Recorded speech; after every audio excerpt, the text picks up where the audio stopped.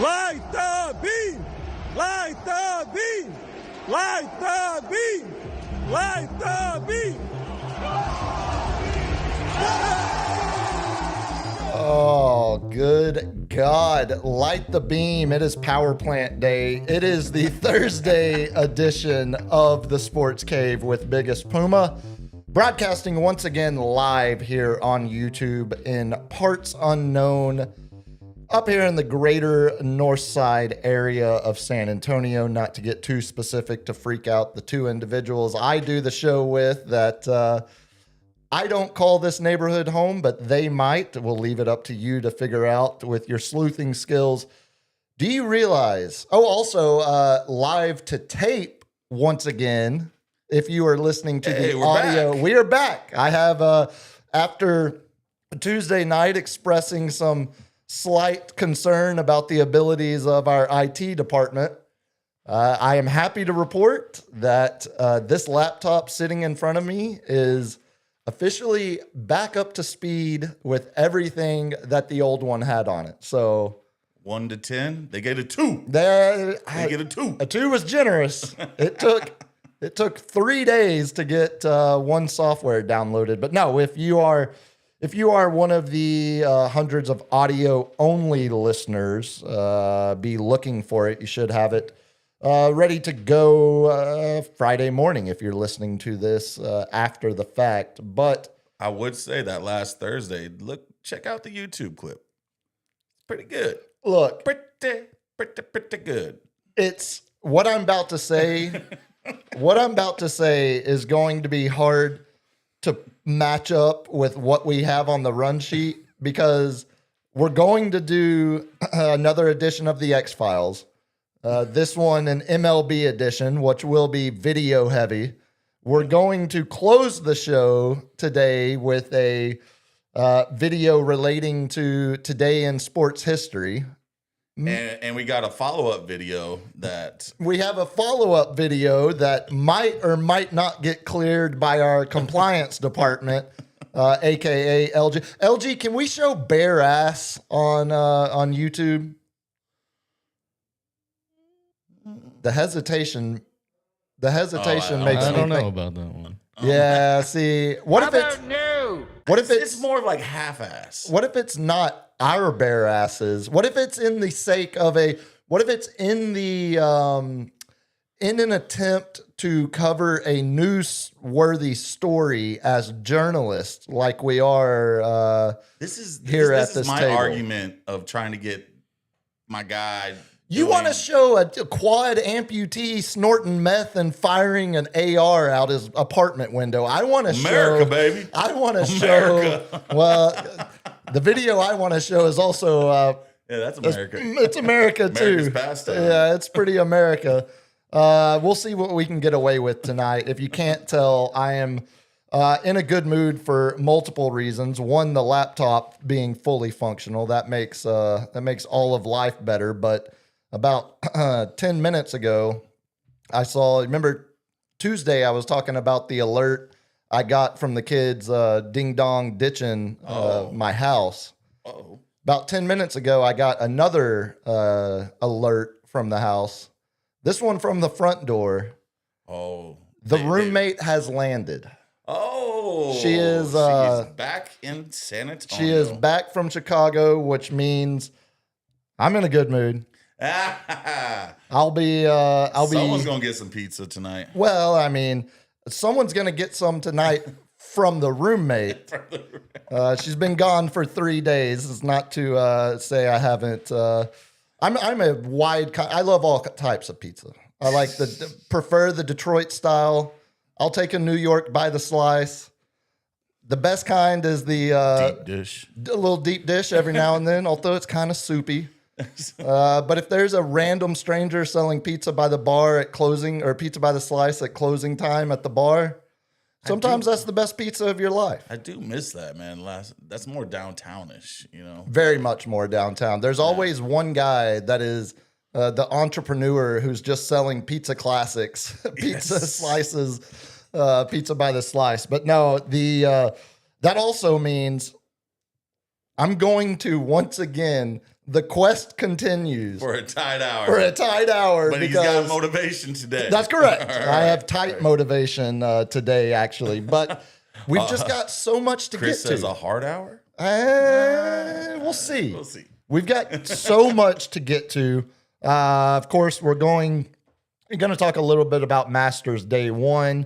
We're going to do Spurs in the main Segi again because I think the MLB X Files is going to take a little bit of time. And then I'm a Chelsea fan, soccer fan. I have a video that half a dozen, maybe even close to 10, 12 people sent me over the last 2 days. It is footage from a Chelsea match from the 70s. Now, normally that wouldn't really, okay, cool. It was a great goal, or that was a great, whatever. 50 years ago. Exactly. Now, this was sent to me for alternative reasons. It includes, we have a lot of fun with Cowboys Doctor, the Cowboys team doctor with his cowboy hat on the sideline. I think I have found my new favorite team doctor ever. Oh, no. So we'll get to that in the lightning round as well. And, of course, he may or may not have worked at University of Michigan.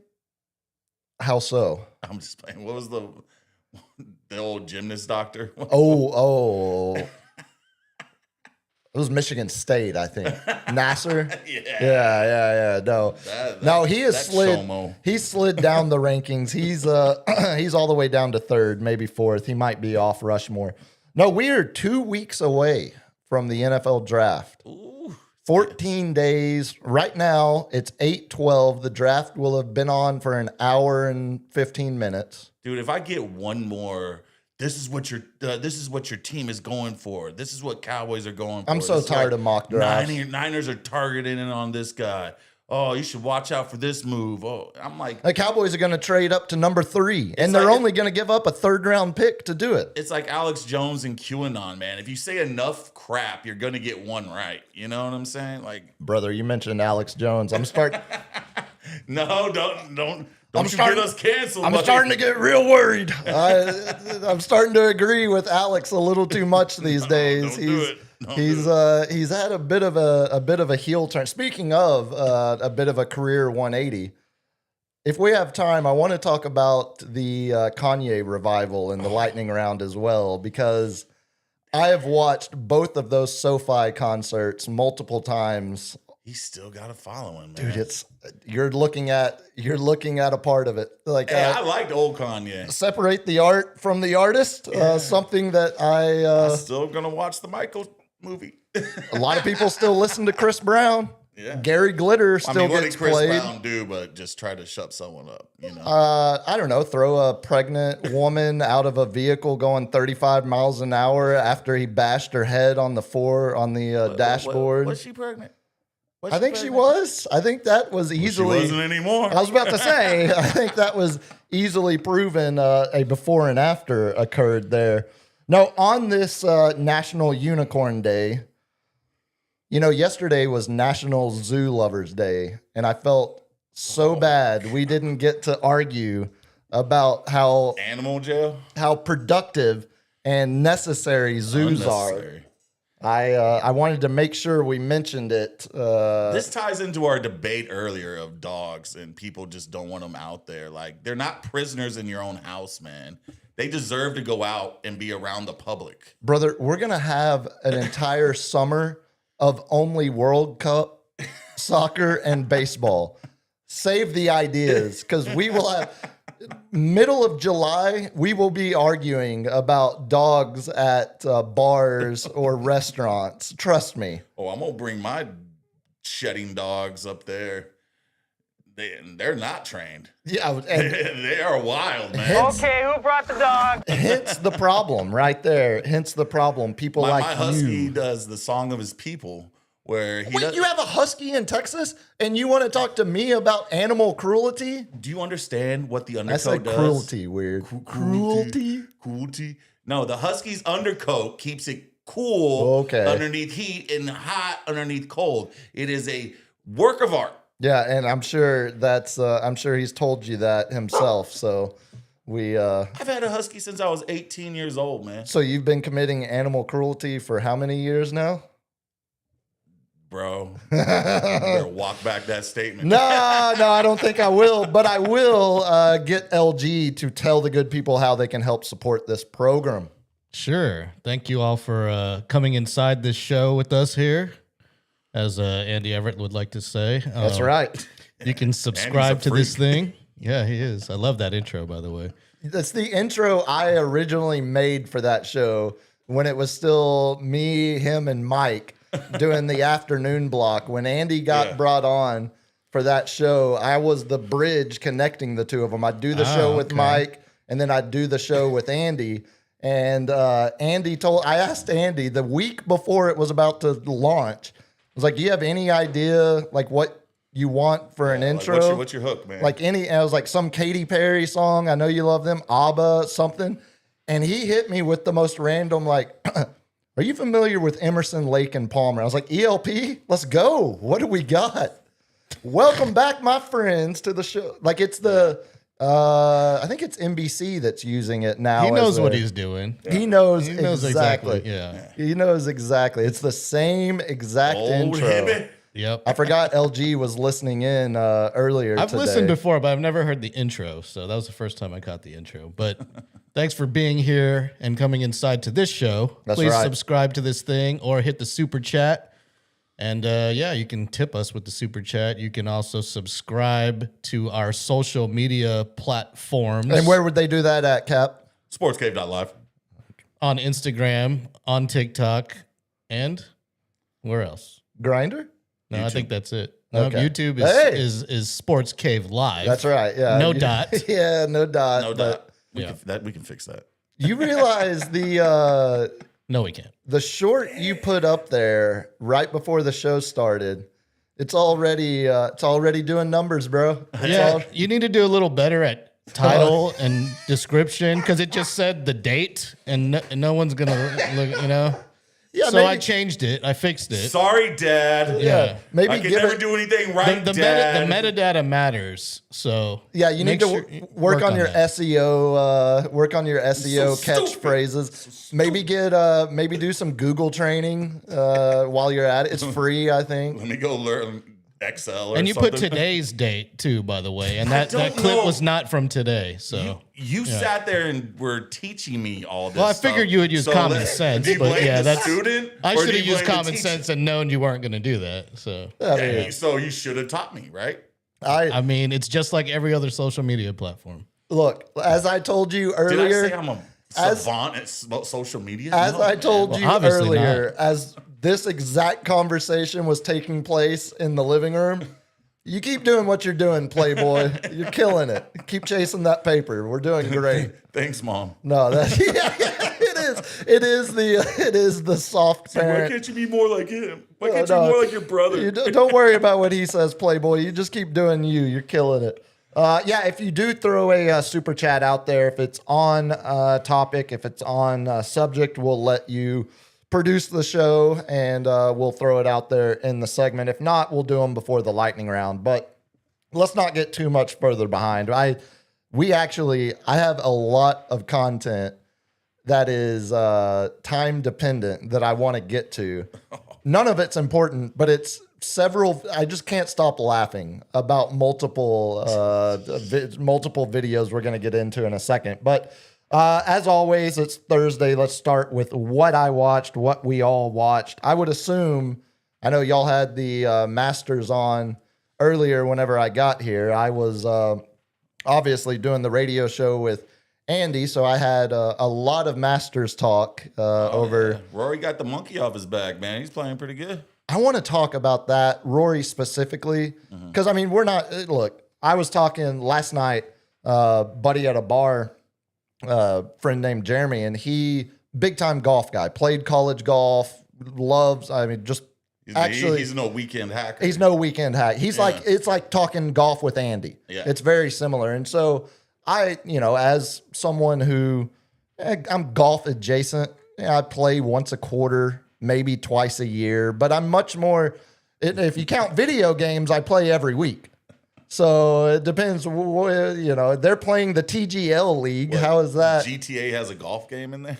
Oh, buddy, no, Tiger Woods is back in the video game business. Oh, yes. Yeah, he is. See, that's why he was spending that golf game money. So it's not Tiger Woods golf anymore because it's not EA, but he's teamed up with, actually, yes, GTA does have a golf game. Oh, it's Rockstar? It's Rockstar's parent company, 2K. Oh, wow. Yeah, so yes, they are under the same corporate umbrella.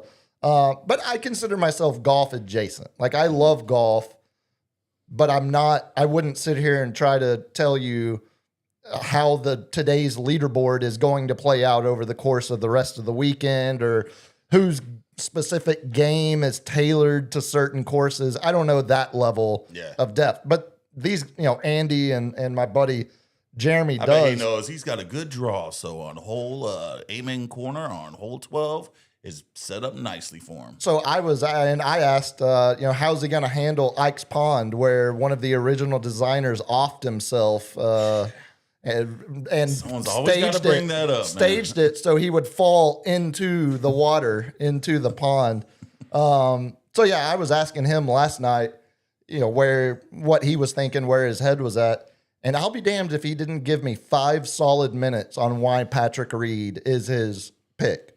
Now, early in the morning, Fat Pat looked really good. He was at like 3 under initially, sitting atop the leaderboard. I think he still finished out pretty well. Yeah, he finished under par. So yeah, I was about to say I think he was still on the right side. He finished under par on any day at Augusta. It's a good day. So speaking of, how about 66-year-old Fred Couples? Bro, he was hurting at the end. He was doing so nice, and then the last 2 holes, he shot the last 3. He shot the Valley's area code. He had a 9, a 5, and a 6. Yeah, to close out his round. That's when you just, man, it's so much walking. It's the old, my dad iced me one year. Like, he knew my back was not the best, and I was beating him. And on the turn, he's like, "I'm hungry. Let's go ahead and just go to the clubhouse and get something to eat." And I'm like, "Nah, let's keep this rolling. Yeah. I got a 5-stroke lead on you, old man. Let's go." And he sits there and takes his sweet old man's time eating a sandwich, and I'm just sitting there watching him. I'm not seeing anything. I'm not eating anything. I'm not drinking anything. I'm just staring a hole right through his head, and he's loving every minute of it. And lo and behold, he beats me by 1 stroke. And there it is. Yeah, he knew what he was doing. Yeah, Freddie he went from 2 under to 4 over in 1 hole. Yeah. With that 9. And that was... Freddie's such a fan favorite. I love me some Fred Couples. He played golf. He took his shoes off and played it barefoot for a while. I was talking. He was grounded. I was about to say, he was grounding himself before that was even a thing, dude. He was way ahead of the curve. See, I love Miguel Angel Jimenez always chiefing the cigar on the fairway. Golf needs more characters. Like, it's John Daly smoking heaters. Oh, I mean, he's got vodka something in a water bottle. He's just getting hammered. John Daly is the absolute pinnacle. Also, the top of your leaderboard sounds like a law firm you call after you can't get through to the 4s, or what's the Texas Hammer? What's his name? He's got Texas Hammer. I'm a Texas Hammer. I don't know. Who cares? Adelman? I don't know, something like that. No, it's not the former coach of the Sacramento Kings or his son. Jim Adler. There you go. Texas Hammer. Oh, you were closer to that. Yeah. The Samson, Swanson, Swimson. The law firm of McElroy and Burns are your leaders at 5 under. Or that's a STD clinic. McElroy Burns. McElroy Burns. Well, okay. Yeah, fair. I could see that working. I could see that plan. Yeah, Fat Pat stayed at, okay, so he finished at 3 under. Yeah. Justin Rose is a name to watch too. Dude, he crumbled at the end too. Still at 2 under though, same as Scotty. But Andy hit me with the amount of times the runner-up from the year before has won it or been in contention in the final group the very next year. And it's a surprisingly, like it's enough times that it's a decent Like a 20% trend, a little higher, I think, actually. Yeah. Decent enough of a trend to kind of be an identifier. So certainly something to watch there. My boy Tommy Fleetwood and his beautiful hair and his wife that's 23 years older than he is. Hey, he likes the experience. Dude, I love it. Tommy, Teach me. there are so many. Teach me your ways. There are, if you want to pick one golfer, like Scotty's life seems boring as hell. He lives in Highland Park. It's him and his high school sweetheart. They've got. You talking about the convict himself? Oh, okay, you know what? I forgot Scotty doing a bit. Yeah, you're a bit. You're right. Scotty has worn an orange jumpsuit before. That dude was out before his Still got him in the jumpsuit though. before his shirt got wrinkled, man. Still got him in the jumpsuit. Something I can't ever claim to have had that photo op before. But no, Tommy, he's 30. Andy and I, we looked it up earlier. He's 35. His wife is 23 years older than him. It's his former manager. And so that's what, she's 57, 58? Straight groomer. Dude. So former manager, now wife. If you watched the par 3 competition, he had his like little kids. Yeah, his 8-year-old. And then he had the step kids that were bigger than he was. And it The step kids got full-grown beards. dude, and everything. It was like, hey, Dad, let me take a shot. You never let me shoot. Give me the 8-iron, Dad. Yeah. Hey, bro, go ahead and step aside. Let me show you how it's done. Hey, Tommy, give me the 8-iron. Hey, Big T, Big T, give me. Why don't you hold the bag for a minute? No, I love Tommy Fleetwood. I can't lie. If you remember back to Tuesday night, I spoke glowingly about watching every round of Live Golf this year. I talked about How's your boys doing? well, Cap, they are. Too good. Well, Brooks Koepka's at even. He's not living He's anymore. still on Live, right? No. He took the penalty, about $60 million. Well, Patrick Reed's at 3 under. I forgot he was Live. But he's not on Live anymore Captain either. America sold out to the Saudis. But he like left. A true American. Well, I was about to say that's come on. He was just ahead of the curve. He left Live Golf, but he's having to serve his 1-year penalty. Mm-hmm. So he's playing the DP Tour. They allowed him to play the DP Reed Tour or- this year. Pat, yeah, Patrick Reed. So he took the penalty as And well. he's coming back to the PGA Tour late in the season this year. But yeah, no, my my actual current Live golfers, Cam Smith, 2 over, not so good. The one I talked up the most, who I said was playing his best golf I had seen in years, Bryson. Big DeChambeau is a 4 over. Yeah. And I don't even see where Rahm ended at 6 over. So, I mean, there's your 3 biggest names. And someone was talking up Rahm. I remember, I don't know what golf analysis person was talking him up so much, being like, he's the best. Well, he's the best right now. You do hear that his game fits Augusta. He's one of those guys where it's just the first thing you hear every Masters week is don't count out Jon Rahm. He's built for his game is built for this course. Mm-hmm. Not so much today though. You mentioned Rory, and you know, we're not gonna do golf talk all night, but thinking about Rory now versus this time last year, going into the Masters last year, he's still dealing with the pressure of trying to complete the career Grand Slam. He's, stuck on 4 majors total, but no Masters championships. Had the most epic meltdown in Masters history. Fresh off an epic meltdown. Well, not fresh. That was like 10, 12 years ago. It's just he How long ago? What year was that? It was that long ago? I think it was like 2012 or something. It was when Tiger was still good. And it was right when can Rory be the next Tiger Woods? And then 5-shot lead going into the back 9. Oh, 5-shot lead going into hole 12, and then just hits the water. Well, and he almost Shanks melted it. down last year against Bryson, even before coming back to win what was it. Justin Rose playoffs. Yeah. Yeah. Hadn't won any major for 11 years. Mm-hmm. You know, last major had been 2014. He won 2 that year, but that was ever since then it had been Yeah. all dry. And it really did feel like the pressure was going to be too much for him to ever overcome.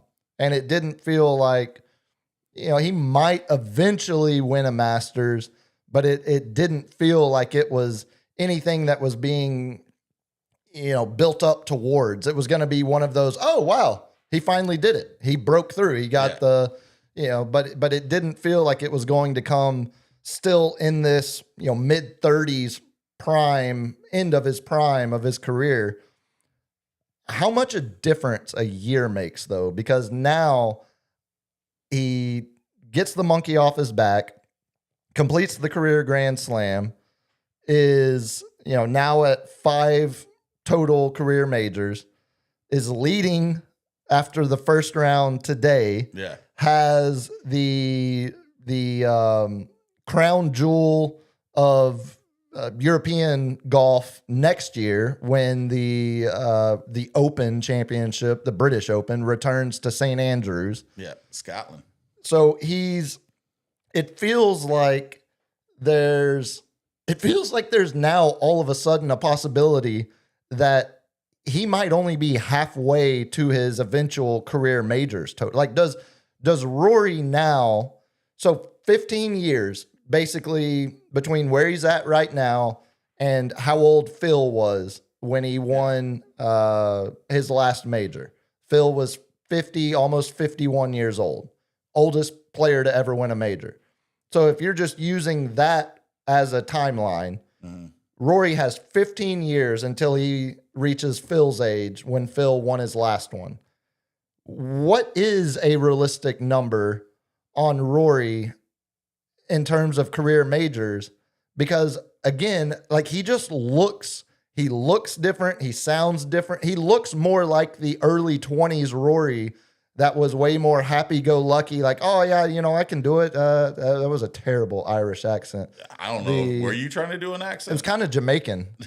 Or it just turned into redneck. It's my body's feeling good. Red Stripe. Beer. Is that how you start your Jamaican accent? Red Stripe. Or I just start singing Bob Marley. Get up, Near the stand beach. up.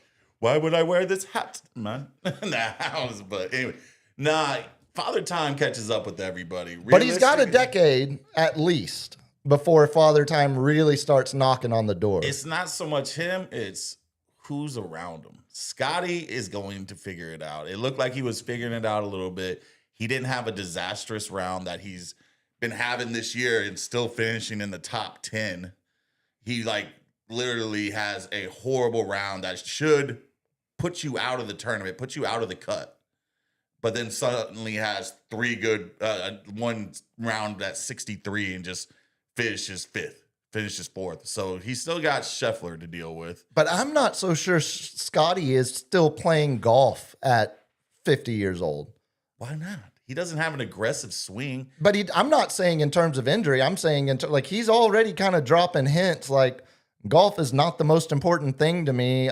He's a family man. Exactly. He went to jail. And he prioritized. That's things. right. It's Scotty is actually a shining example of how prison can reform. It rehabilitated That's him. right. That 5 hours was That's changed his life, obviously. He became rededicated his life to the good Lord and the sweet Jeebus.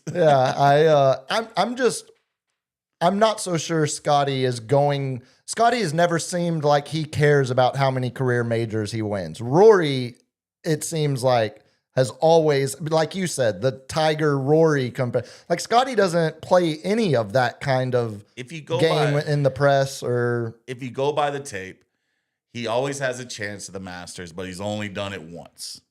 All right, so let's go ahead and just give him one more of those. Okay, so we're up to, so now And now he has broken the tie with Brooks Koepka, Seve Ballesteros, who we're going to get to in Today in History, Byron Nelson, James Braid, John Henry Taylor, and Peter Thompson. That's your list of 5 career winners. Realistically, St. Andrews, maybe he plays it 2 more times, so give him one of those. So now he's at 7, and he would be breaking the tie with Phil, Nick Faldo, and the great Lee Trevino. And I give him one of the U.S. champ, like I'd give him one more champion, one more major. Just some combination of one more. And that would break the lead. And that's to 51 years old. That would break the tie with Arnie, Arnold Palmer, Sam Snead, and Gene Saracen, and Bobby Jones, and Henry Varden. Yeah. That would put him tied with Tom Watson for the 6 most major wins of all time. That would be 8 total wins. Yeah. If he wins one more Masters, one more Open Championship, and then one other assorted major somewhere along the way, that puts him tied with Tom Watson at 8. Doesn't it just show you how good Tiger and Jack and That's what I'm getting to. That's exactly what I'm getting to. Like, the idea that anyone was ever going to beat or break Jack's record was insane, but we didn't think of it as insane because it was Tiger. And he was winning 2 to 3 majors a year at his prime. Yes. Before that, took a 9-iron to his face. Right. He didn't have to marry her. I think he showed restraint. When you're Tiger Woods and you're only banging Perkins waitresses instead of every other girl who wants to bang you, that's true love, man. You're gonna use the fact that she didn't understand that he was going through lot lizards instead of influencers. Only 18 allegedly. 18 majors? Yeah, that's how many Jack Nicklaus has. I'm just saying, when tens of thousands of girls are trying to have sex with you and you only do 18, and it's not even the cute ones. I don't see how you're arguing like. I'm saying that's true love. And I'm saying that is misunderstanding the value of your business, of your company. Like that's like the guy. That's what I'm saying. He was so in love, he did not interpret the value of his company. That's like the guy that sold Apple for $10 a share in the early 90s. True story. I used to know a club waitress that moved from Las Vegas to here to get away from the paparazzi. Because she was a Tiger mistress. Was she the one that he called and left the? She wasn't that girl. The message on, hey, but she was a girl that Tiger. Spilt the tea. I need you to do something for me. It wasn't that one. I wish it was. Delete your name from your phone. My wife is going through my phone and calling people. I need you to do this for me. Can you delete your name from your voicemail? It took all my restraint not to corner this girl and ask her 1,000 questions. What do you want to know? How big was it? Was it Asian or black down there? I was like, was he Asian or black down there? A little mixture of both. But not like we were at the beach, at Memorial Day, and someone was like, "Hey, that girl our buddy brought, she came down here from Vegas because she was banging Tiger," and I was like, "What?" And they're like, "No. Don't do it, Steve-O. No, you can't tell me. Don't say anything. You can't tell me that. I'm just sitting there and just like, let me just talk to her for a little bit, man. I'm like, what she wants? She wants some money? I just want to have a conversation. Yeah, I just want to be a proper journalist and get to the bottom of the story, so to speak. I'm so fixated on it the whole. Well, she sounds better than a Perkins waitress, though. She didn't talk one time. Like, she was the weirdest girl, dude. Just. It sounds like a type of girl Tiger would go after. I'm like, say something, man. Like you're just awkward. Just you're lingering. That was part of the NDA she signed. She could just never talk again, and he would pay out. Yeah, I think I think 8. I was talking with Andy earlier about Rory's next final chapter of his career. This final run. Now that the pressure is off. How many, because Andy was saying, it wouldn't shock him if he does end up rattling off 5 more, gets to double digits, wins the Masters twice, wins 1 Open Championship, and then wins a PGA or a US Open somewhere. That's what we all were saying when Tiger was this Of course. age. Of course. When Tiger was this age, we were like, oh, he's going to catch Jack for sure. But also, do you think Rory's going to have SEAL people- training and yeah. break his back. And or have his wife chase him with a 9-iron? What do you or- call a Scottish slot lizard? It's a chav. A It's a chav. chav. Yeah, a British chav. That's exactly what it's called. Yeah. Don't ask me how I know that. But it's a preferred category. Speaking of that, we're moving on. You want to talk some baseball? You want to do a Yankee minute? Do we have to? Well, I just thought I have. have Okay, to. I'll tell you this. I have some. You don't have to do it, but I have some Yankees stats that'll cheer you up. All right, put a minute on the clock All for right, Puma. there we go. You want the bat? You want the bat? Hey, give me the bat. Oh, I'll get the bat. As I break everything in the Thank studio. Ooh, this is actually heavy. That's a Louisville bat, baby. Okay, yeah. You know, the roommate toured the Louisville Slugger headquarters. Oh, yeah. She got to see a bunch of the famous bats they have. It feels good in your hands, doesn't it? You know, if I just turn it this way, Nah, you turn it the right way. I That's Derek Jeter's bat right there. Hall of Famer. Don't you do... Give me the bat. what? Give me the bat. I'm trying to. Don't you do I'm that trying again. to get it with the camera. No, Do your minute. you're doing the minute with the stats. Oh, okay. All right. Throw a a minute minute on up the there. clock. Here we go. Yeah, I guess the bat dictates who's doing the minute. So the Yankees starting rotation. I just don't fondled touch it that. like Yeah, that. did you see that? The Yankees starting rotation. 16 earned runs so far through the first 12 games of a season. That is a 2.14 ERA. That is the fewest earned runs allowed through the first 12 games of a season in all of Yankees history. Your starting pitching through 12 games is record setting. Other side of it, though, What's a minute? It's creeping up on you. 20 on seconds. a related note, looking at bullpen arms, the Colorado Rockies have had 200 pitches thrown by their bullpen staff of 97 miles per hour or more. Guess how many your Yankees have? 3. Close. It's 7. Guess how many the Rangers have? 100 and something. 0. Oh, 0. Your bullpen's worse than us. 0.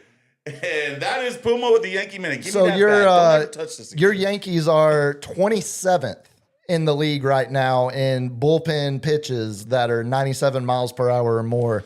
The Rangers are dead last. They have had 0, but yet somehow the bullpen hasn't been an unmitigated disaster. It's actually been, outside of Bob Garcia coming in and not being able to find the strike zone. Right now, the Rangers are, you look at power rankings. Mhm. It's Dodgers 1, it's Yankees 2. But a lot of people are putting Rangers somewhere in that 5 to 7 range. Yeah, y'all are leading your division. Leading the division, one of, Ethan said was ass, Cam Newton style. I think But- I will be proven correct in that. I think I don't think they're the ass. Athletics took 2 out of 3 from us with a 1-0 victory today. I can't 'Cause explain that, our though. bats are ass right now. Yeah, because the Athletics are still 2 games under 500. Maybe it's not that it's ass. It's just that it's The all, beginning of the year. they're all about the same average. Like, I think the worst in the division will be a couple games below 500.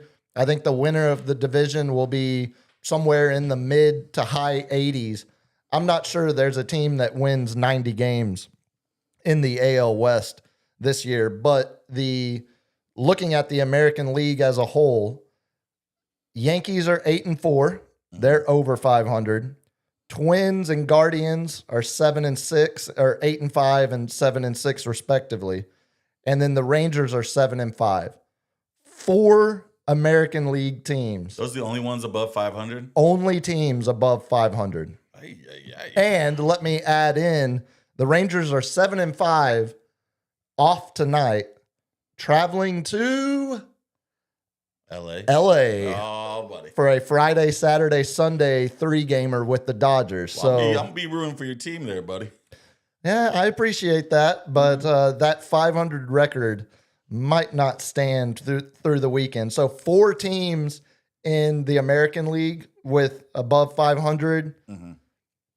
How about 4 teams in the National League Central alone that are over 500? Brewers, Reds, Pirates, surprising Cardinals too. And then the Cubs are 6-6. They're at 500, but at the bottom of that division. So far with, I've bitched about it. The interleague play. Exactly. And the National League. We're losing the battle. It's not going well for us, which is even more of a reason to be going well for the South right now. pissed off about having to play Philly and Cincinnati in the first week of the regular season for your first place Texas Rangers. They did sweep. This is how the Rangers are going to be all year. Get swept by Cincinnati and then sweep Seattle. It's going to be... Seattle's having a rough one, man. Like, they're not looking too good. Big Dumper looks like he's It makes you wonder... dumping in trash cans. It makes you wonder if maybe there is more to the Rosarina, Cal Raleigh locker. Maybe that locker room isn't as... Oh, do they have some tension? You remember back during the World Baseball Classic when Rosarina went to shake his hand at the plate and Cal... That's why it was such a big deal. Because they're teammates. That those are teammates. And Rosarina didn't seem to take it lightly or laugh it off. It felt like it was something that was so small on the outside that you're like, well, how could he have taken it that personal? Maybe there's more going on in that locker room than we realize. Out of any sport, the slightest slight. Oh, yeah. The tiniest of slights will become the biggest in locker room. 162 games. The biggest in locker room division. It's just anything will tip them off. Like, the old fight with Atlanta Braves and Angels. That was, Oh, yeah, that was a decent one. That was a good one. That was a decent one. Yeah, I thought you were talking about the old Keith Hernandez, who was it, Darryl Strawberry? Was that when they got into the fight at spring training in front of the press? Right there. I know we covered that one on Today in Sports. You want to do some X-Files?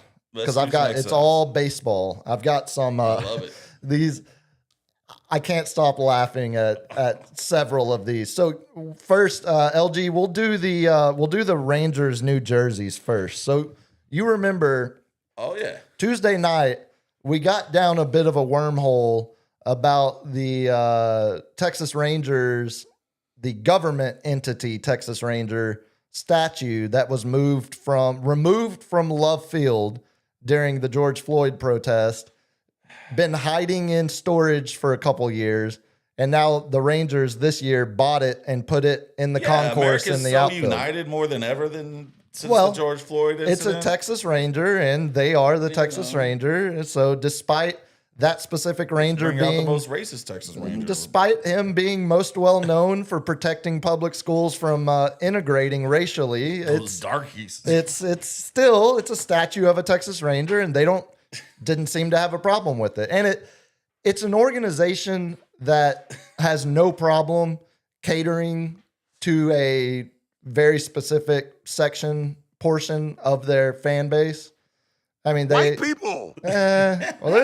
You don't have to just be OJ. You ain't wrong, even when you're dead. You don't have to just. OJ was who the Rangers would have been. Oh, he was the token black guy. Yeah, he was conservative at the country. He was more conservative than most people at the country club. But no, the Rangers have. How quickly they turned on you, OJ. Just remember that. Well, yeah. Well, it's hard to remember it now. Yeah, he's in lower hell with Pol Pot. And the guys who Jesus in his heart tried to rob him of his Heisman Trophy before they just dumped it in the middle of the highway because they got scared. No, the Rangers. When I saw this unveiled earlier, I immediately just scrolled down to the comments section because this is a fan base that can bring Greg Abbott out to throw the first pitch. They can put up a Texas Ranger statue with some serious You mean- social you mean anchor. Scoot out. Great They Abbott. can. He rolls himself out there. They have no problem appealing to their more conservative fan base. How do you think the Rangers fan base is taking a new City Connect jersey that says Tejas? Hey, it's a hard ass jersey. That's pretty sick, isn't it? Yeah. And they brought back the old block tee that Yeah. they used to use. It's on the hats. They were using the red hats Some again. of these city-based collections are amazing. Some Like, of them are yeah. awesome. Some of them never need to be You know which one that didn't get it? The Yankees, because we stick to our uniforms. right. Those are classics. The only other 27 team championships. besides the Rangers that doesn't have a pride night, the New York Yankees. Because we're proud already. That's right. How can we be more proud? We're as proud as you can be. We're the goddamn Yankees. But yeah, they rolled out this campaign earlier today, and you can pretty much This is guess. like San Antonio's Texas Rangers. So Ralph Barbosa is in the introduction video, like he's who they used, and he specifically. I don't think we can play it because it'll flag our. I think it crosses the. yeah. I think it crosses the line. But they used Ralph Barbosa as the main talent of the video. He's walking the camera into a backyard. If it was actually culturally accurate, he would be in the front yard. But into the backyard with the barbecue grill, all your typical Mexican cookout. And it's Ian Kinsler is It's front randomly and backyard. It's a hanging typical out. Mexican. Well, it's the whole property. Yeah. But he's walking the camera through, and it's like it doesn't matter whether you say it with an X or a J. We're all Texas Tejas. We're all Rangers. This is for you. Yeah. As I was Good old grito. as I was watching it, I was just already laughing in my head at the comments that I hadn't even read yet because It's like one of those Instagram ones where they sing the comments that are just horrible. The guy's like in the voice. Is she looking at me while looking at you? Something about The, some cross-eyed girl. you want a sampling Hey, just hit me. With something. of Let's see if we get thrown off the air. well, yeah. Mexico has baseball teams, right? They can go home and root for them there. There's one for you. What clearly wasn't involved in the designing process. Chale. There's another one for you. Those locals forever, man. We got a jab, a side swipe at Wyatt Langford. Can't wait to see Wyatt Langford go 0 for 4 in these. That's just Jake says, and this is Texas Forever, Jake. Pandering this hard to the Latino community just to sell some merch is effing pathetic. Okay. All right. Someone just responded, "We won the war." Okay. All right. There we go. And then we've just got the generic "fu."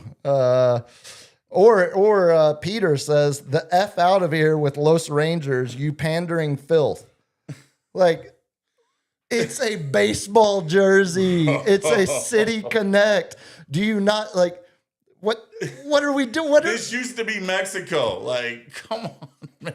And even if it's not, Tacos are like our biggest thing here, dude. do you think the entire fan base is lily white like you are, Jake or Peter? Over in Westlake. Yes, like we're not all. Yeah. Oh, trust me. Westlake or Southlake HOAs.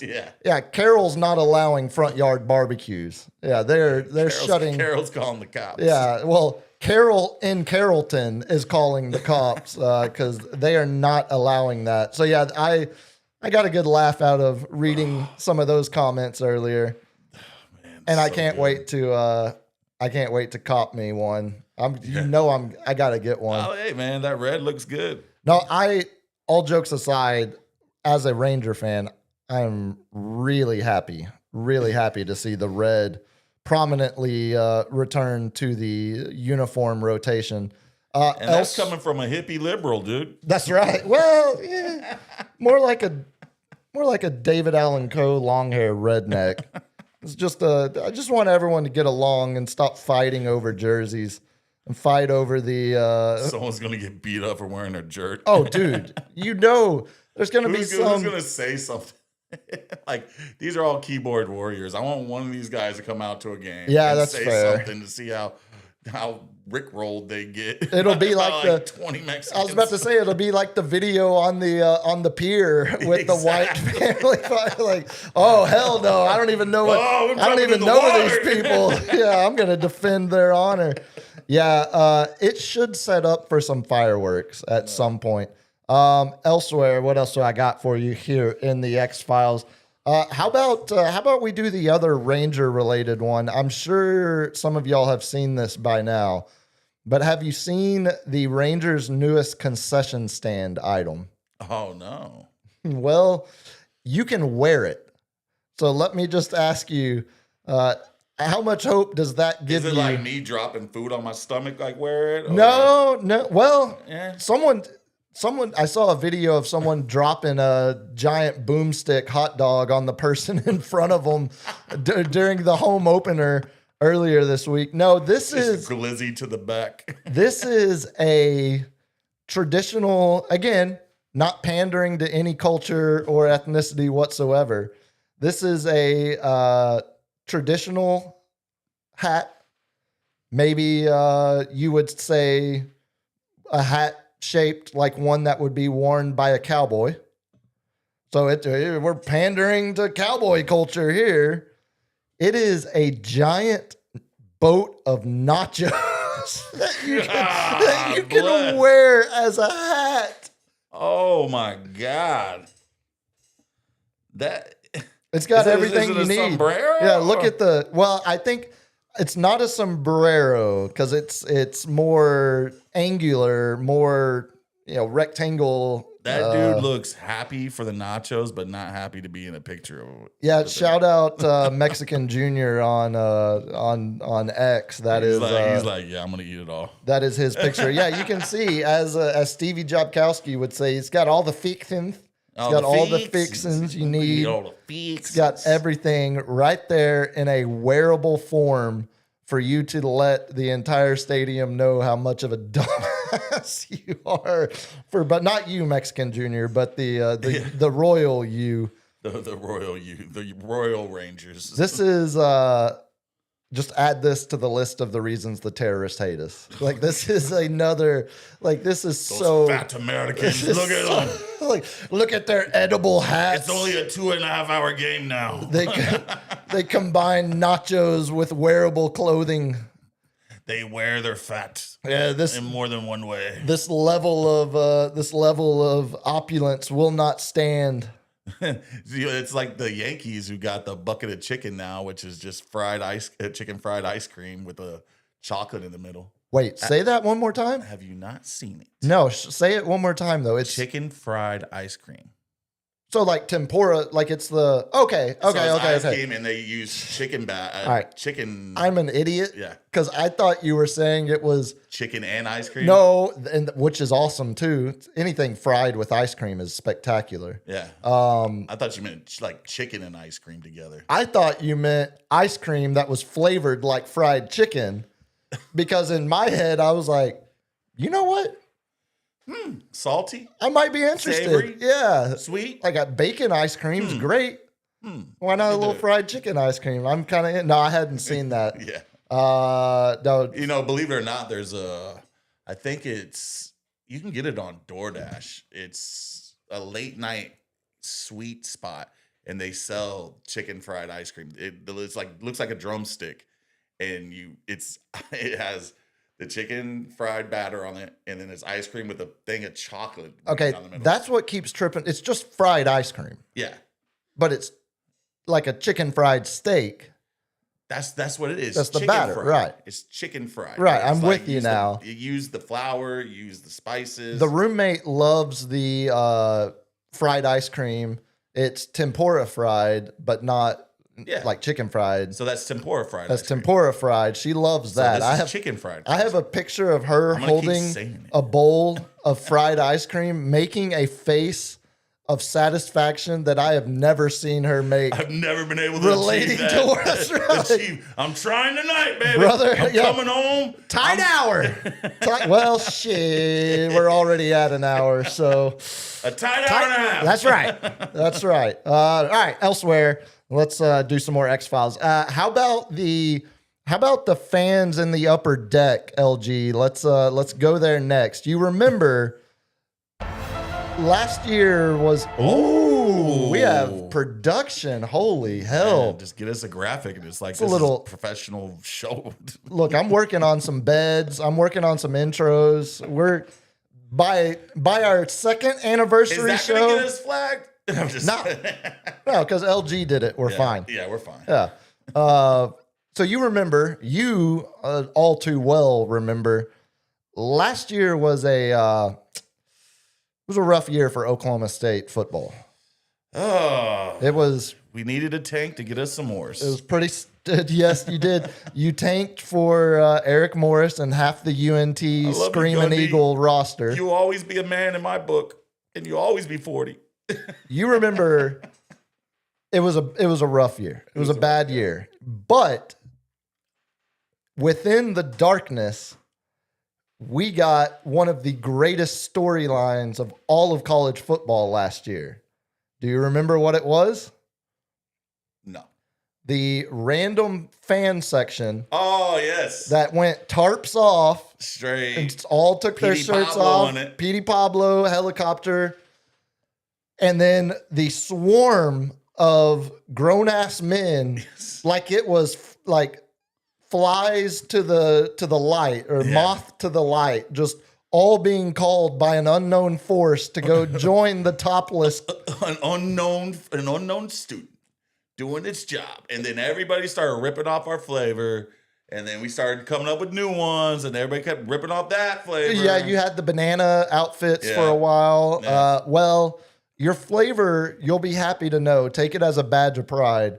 Your flavor has officially hit Major League Baseball. Oh, we in the big time. We're in the big time. We're in the show? You've been called up to the show because despite the season not going sideways yet for the Colorado Rockies, the fans are still all but expecting it to eventually happen. It's I'm inevitable. telling you, their fan base is loyal, man. Well, they are prepared because this was the upper deck at the Colorado Rockies game over the weekend.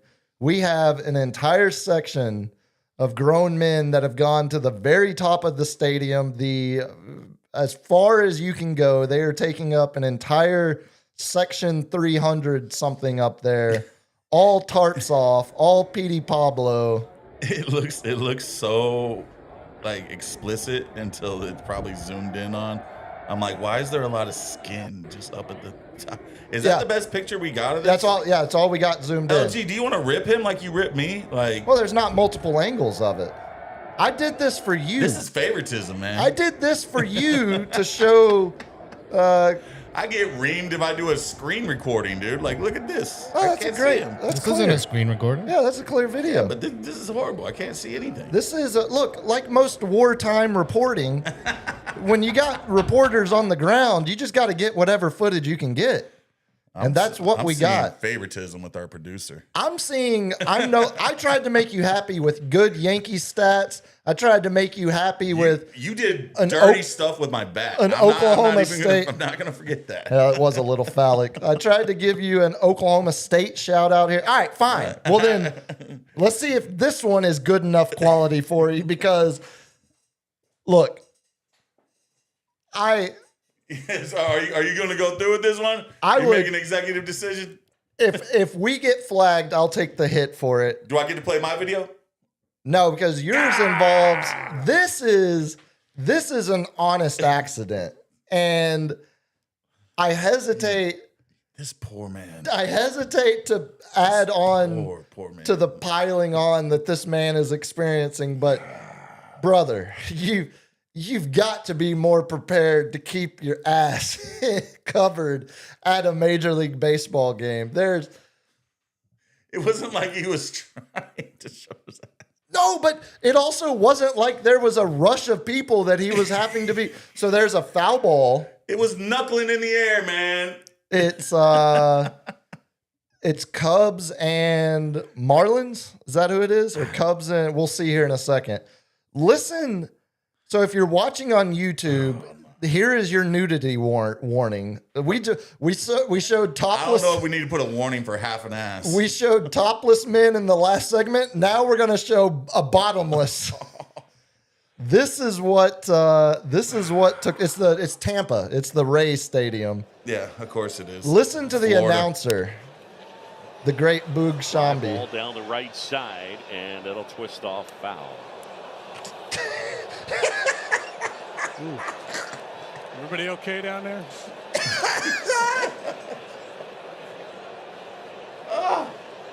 So the color commentator can get a word out. Everybody Nobody okay can say down there? Just- Shambi is off mic. Anytime you get the announcers to go completely silent for like 20 seconds, Buddy, you know they're cracking up back there. This is with the their mics fingers are on the mute button. Just turned off. This is it's like son of a. so now the umpire is the first person you hear because they're challenging a call. Ball Tampa Bay has 1 remaining. 0. ABS is powered by T-Mobile. And then straight into ABS is powered by T. Well, Got to get the sponsor in there. This old boy's, he lost his draws. So let's just Fly ball down say the right Oh, side, a and man it'll of twist girth. off foul. Yes. a man of girth is trying to catch a foul ball. He's sitting in the nice seats, which He means is. he's He's got- in the box. He's a man of means. Yeah, he looks like He's a man of means and girth. middle class millionaire. And it's knuckling up there, and he can't get it quite, and he trips over himself, and his pants and his underwear seem to fall down just a little bit. He looks like just a little bit. Just a little They're bit. closer to his ankles than they are his hips. That might have been contingent of the fall too. Yeah, You know? the fall certainly didn't help things, and he's not. Now me sticking up for my girthy brethren Yes, yes. and my brethren who don't have I like how LG any has paused ass. it. Yeah, LG. We're playing my video at the end, by the way. I'm just putting it out there. I just don't know if we'll have enough time. I need to stare at this guy's ass for a few more minutes. This man fell over and his big old booty, that big old booty, not what Sir Mix-a-Lot was talking about, Well, because that is a flat ass.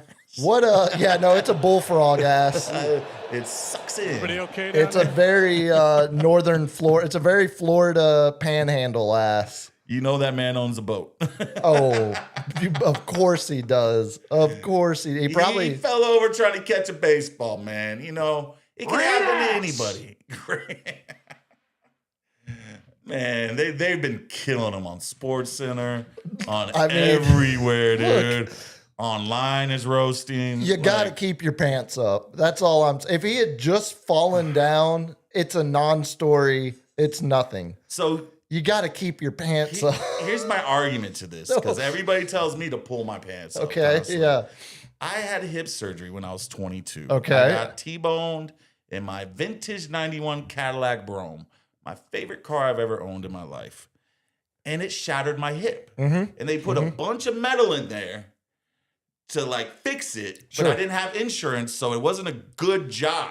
What was it, like a scrap metal shop I on the don't know south what side? they did in there, but you can feel the screws and the bolts and the nuts and everything. Just took the bumper off your, You can feel it Cadillac. through the skin. You can like literally feel it through the skin. repurposed it. And it's right on my belt line. So when I tighten my belt, I feel the metal poking through. No, that sounds awful. It's horrible. So But I have to guess wear my what? shorts a little lower to not have it crunching metal through my freaking skin. If your bare ass is ever exposed at a baseball game, It's been exposed at bars while I was in fights, and they're like, "Pick up your pants." And the last thing I'm trying to avoid getting punched in the face, and I'm not worried about my crack of my ass showing, dude. but you're okay in that scenario. That's an actual like self-defense. Like you don't have time to worry about your pants. You think he had time? He was trying to catch a foul ball. He looks like Jake Berger trying to It coulda fill killed him. a pop up at first base. Like he doesn't look. It could have there's- hit him in the head and killed him. turned his lights out like James Earl Jones and Sandlot. Oh, second Sandlot reference, back-to-back shows. Didn't. I should be a better person, but I can't stop watching it. I've sent it to so many. Yes. Like, I just can't stop. No, everybody can't stop watching. Everybody can't stop posting it. Normally, That poor listen. man. Here, you know me. You know my rigid standards And for I'm vicious. I'm vicious, man. And this one broke my heart a little bit. I can tell. I can Broke tell my it's, heart. I it's was like, this personal. poor, flat ass, fat mother. See, I feel you, mother. I feel your pain. maybe that's why I'm laughing. Maybe that's why it's so funny, because I'm just imagining if it was you. If it was me, I'm not going for a foul ball. I pick my battles. Because I know this might happen, dude. You know the rigid standards I usually hold this program to, and we don't normally. Those look like comfortable seats. We though, don't man. normally. Can we get those in not Arlington? bad. Well, that's when I go to a game. I think they can have. They've got more room for comfortable seats in Tampa because they only got 30 people in And the when you whole sit stadium. down the foul line, all you're waiting for is that baseball, man. You're like, man, give me a foul ball. I'm gonna catch it barehanded. Well, One-handed. he had his moment. Yeah, it didn't go too well. Normally I That's can when leave. you're trying too hard. You just can't try. You gotta act like you've been there. Normally I can leave the lowest hanging fruit alone. That one was too good. That was not a hanging fruit. That was a fruit that was on the ground. Yeah, that was That was a picker. that old boy's getting quite a bit of run. We'll say that. But Hey, turn it into an Ozempic ad.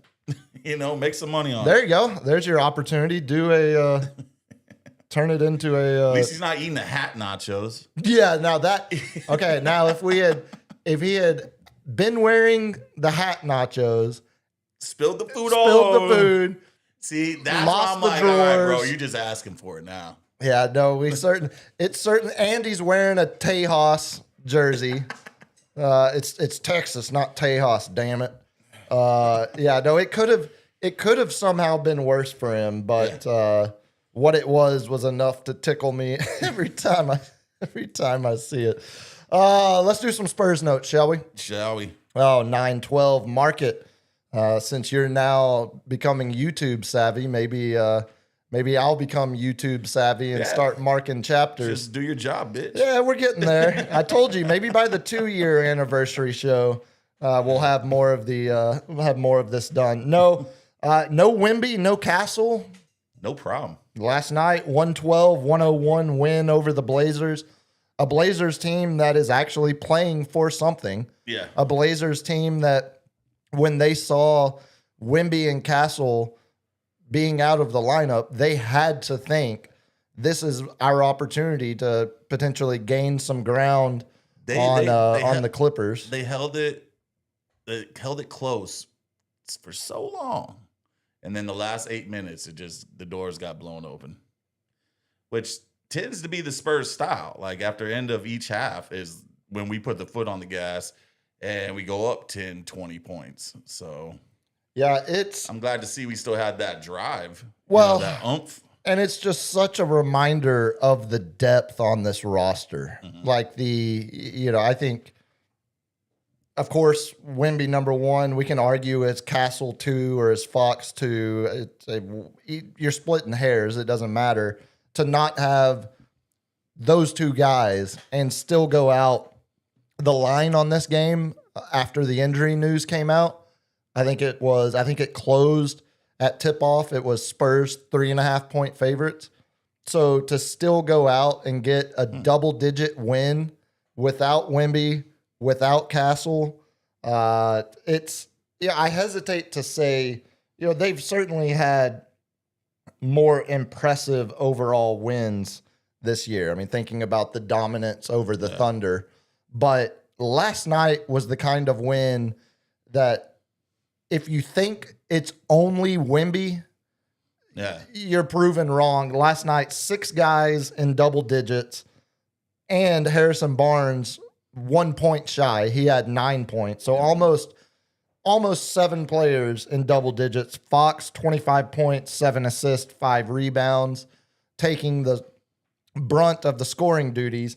But Carter Bryant, Oh, season high, 17 points, he was lights out from 3, man. almost lights out, 5 of 6 Yeah. on 3-point attempts. And if Carter Bryant is going to be the athlete that we saw perform in the dunk contest, Crashing the boards, but also getting be the alley-oops. the shooter we saw last night, and the defender he was known for. like Carter Bryant, if there's a game in the playoffs in later this month where Carter Bryant comes off the bench and makes 5 3-pointers, And we that got to sit Fox. that is such a look. Fox made right last night. If Fox had gone out, if he had gone out and crapped the bed with Wemby and Castle out, and they get blown out of this game, and he scores 7 points, there would have been plenty of ammunition to go at him with.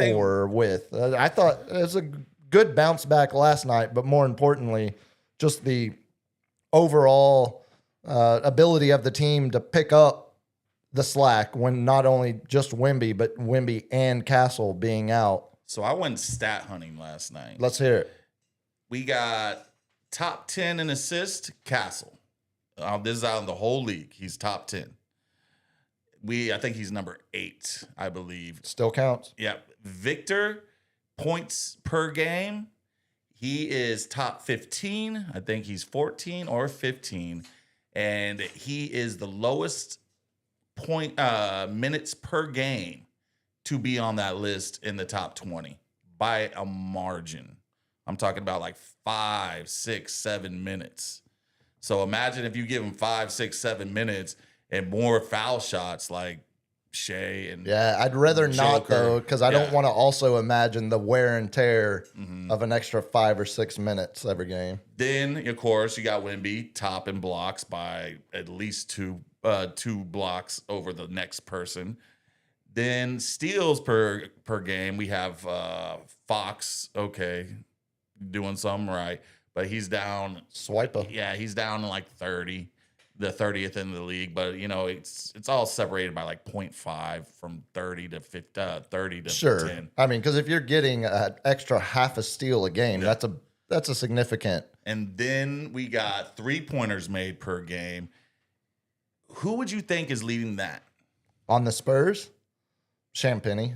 You would think Vassell is above him. by Oh, 5. okay.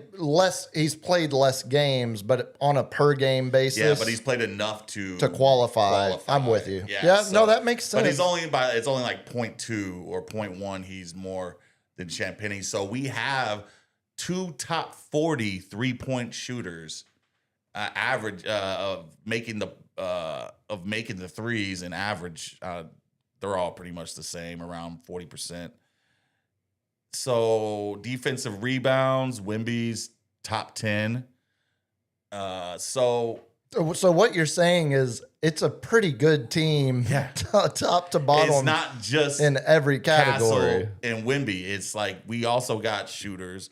We also got 3-pointers. We also got steals. We also, I know assist was Castle that he was out. But I think Fox was down there at number, he was right above 50. So Fox was still he made the top 50. And how many assists. rebounds are you averaging? It's a lot of we.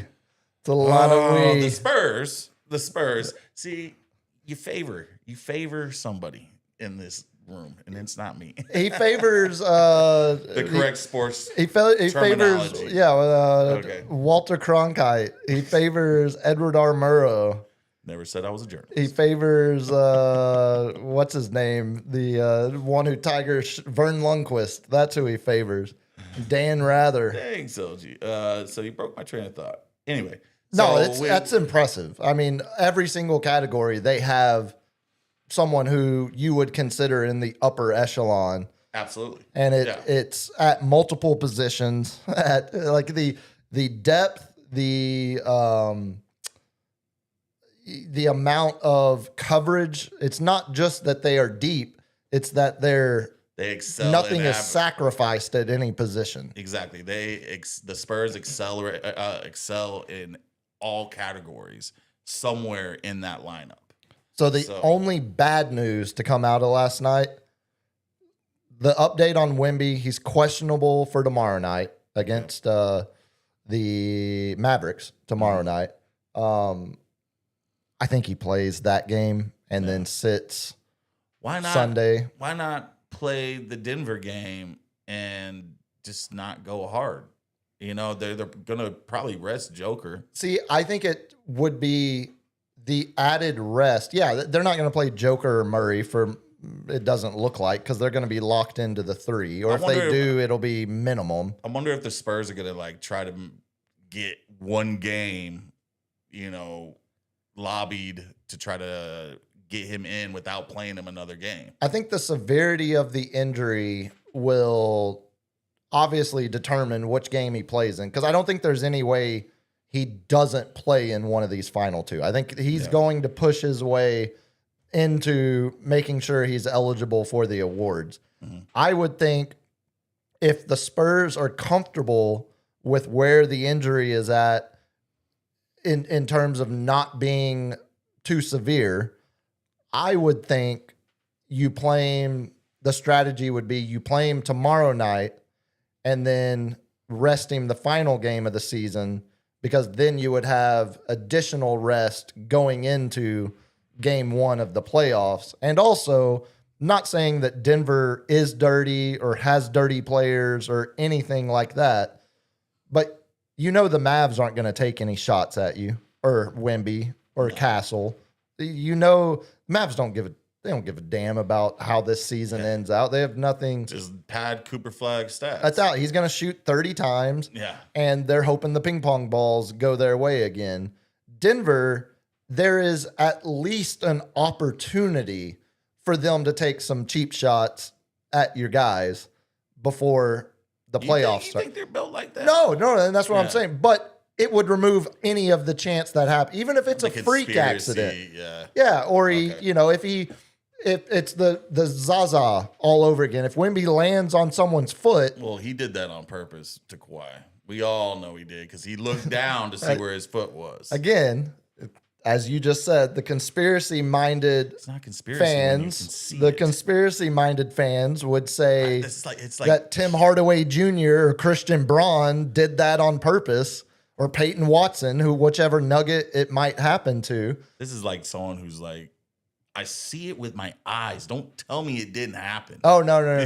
No, 2 + 2 is 5. Don't worry about it. Quit asking questions. The man said it himself. That's right. No, he didn't mean it. And I'm like, no, he didn't.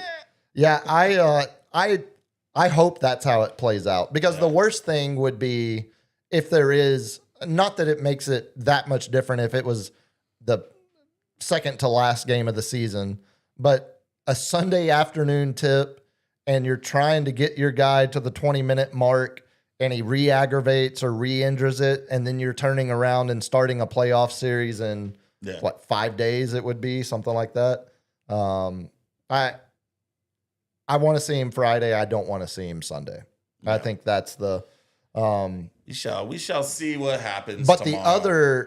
the bad thing that came out of last night, the Thunder clinched the 1 seed, which also makes these games completely meaningless besides having individual, franchise win records. And but pretty much, the Suns are locked where they are. Everybody's locked. Timberwolves locked. The only one is it's the East games. Lakers and Rockets, I think, are going to flip. Right now, they're tied for the 4 seed, but the Lakers have nobody healthy. They have no Reeves. They have no Luka. And that would probably put them out. What would that make them? It would make them a 5 seed. So all that would mean is the Rockets would have home court advantage in that series. Mm-hmm. So it's not changing the opponents. It's just changing.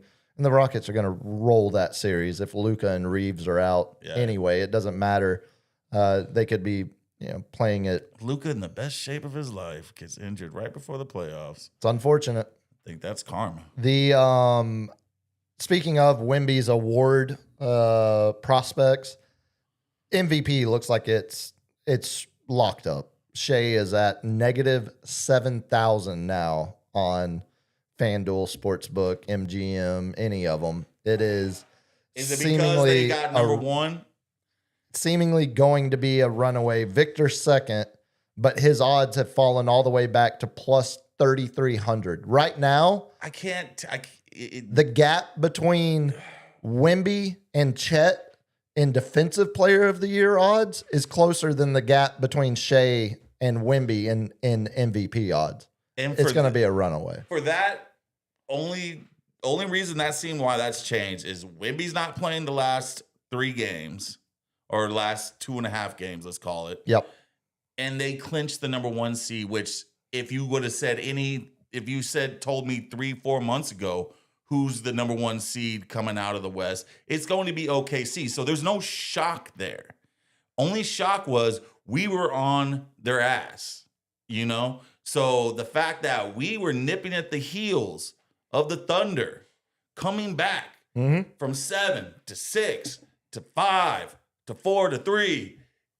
That's how numbers work. The Spurs. Did I say it again? No. The Spurs. No, you were just counting down like it was a one dramatic effect. 2. Dramatic. 1 cookie. Exactly. Yeah. 2 cookies. Now, it's the fact that the Spurs made it a competition, made it a race. And who was the anchor of the team on both sides of the court? You can say who's the anchor of the team on the defense for the Thunder. It's Chet. Yeah. All right. Who's the anchor for and I only say this because points per game, and I will say it's skill to get foul shots, but he juiced his numbers getting 12 shots at the line at the charity stripe a game. Wemby averaged 5. So to get to number 15 in points per game with less minutes than anybody by far, and then anchor the defense at the same time to win Defensive Player of the Year, how is he not more of a contention for MVP in my eyes? See, I don't get it. And I sit here and I hear all of that and I say, look, great points that are being made. It's an offensive award. But I'm also the guy that will sit. It's like the meme of seeing Longhorns fans and Aggie fans fighting with each other. And I'm the Tech fan just sitting back here like, well, we're in the college football playoffs. Like, why is Jokic not higher up? And Jokic's numbers this year are better than his MVP years, his best season ever. I will argue that. Like, if anybody should win it over Wemby, because of offensive, right? It's Jokic. Exactly right. It's Jokic. 1,000% what I would say too. And I don't if we're only counting one side of the ball, it's Jokic has the more impressive numbers on that side of the ball. He's ridiculously impressive, and it's the only reason why he's not being considered, in my opinion, that I would guess, is points per game. Shea is 12 points higher than him because what's that? What he's averaging? No. He's averaging 22 a game, I think. Jokic is at 30. He's at Shea's 30? at 31 and a half, 32. When I was stat hunting last night, is he at 30? No, I don't think he's at 30. Let's see. I'm pretty sure because Luka's leading the league. Luka's at 33 and a half, something like that. Jokic 28. So 28. Okay. He's down. He's 8th technically in scoring this year in the league. Yeah. So he's 8th. Wemby's at 25 a game. He's Jokic 13. is at 28, and Shea's at 31. If we're just looking at points, he's averaging 3 more points, but he's leading the league in assists, which is ridiculous for a center to lead the league in assists. And he's averaging double digits in rebounds. God, and he's not just leading the league in assists. He's destroying it. He's a full assist hire of Cade Cunningham, who is having a Cade and him are the exceptions. Jokic is 11 assists, 10.9. Yeah. Cade is 9.9. The next closest, third in the league right now in assists, 7. It's Luka at 8.3. Oh my God. So I mean, it's a huge. So it not to mention Joker's league leading 13 rebounds a game, 12.9 rebounds. Now the defense, it's like Shea's. Let's not talk about the defense. It's fine. He runs back.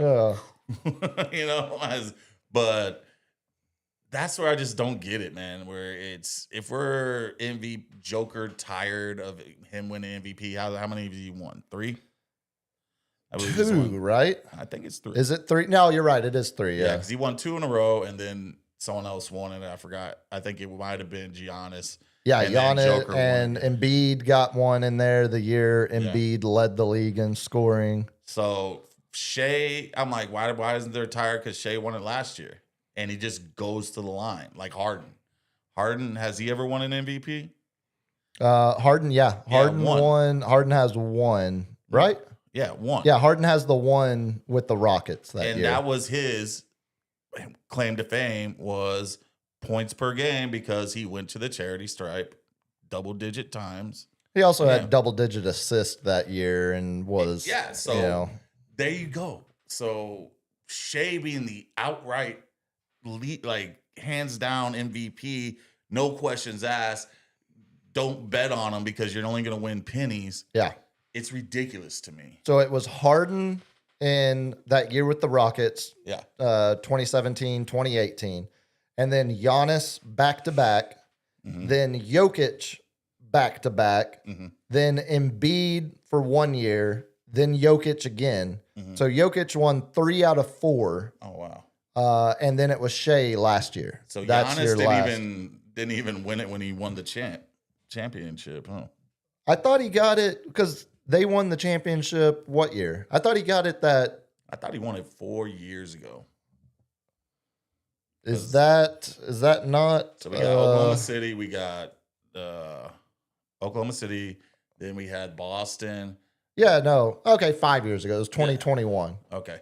But that lines up with his. Okay, that was the year. That was the first year Jokic won. That was the year Jokic won his first MVP. The Bucks won the championship that year. So yeah, if you want positive news about awards odds, Wemby's gonna win Defensive Player of the Year. He should have won it last year, but the game that's locked in. He's minus 20,000.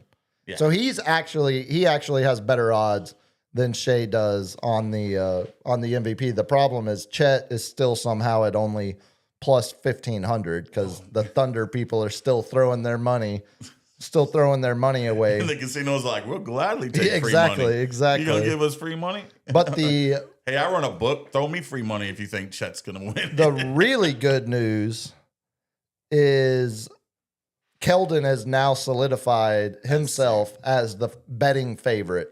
So Jaime Jaquez, who has kind of been the favorite through most of the season, the Miami Heat 6-man, he is at plus 650 right now in odds, and Keldon is at minus 900.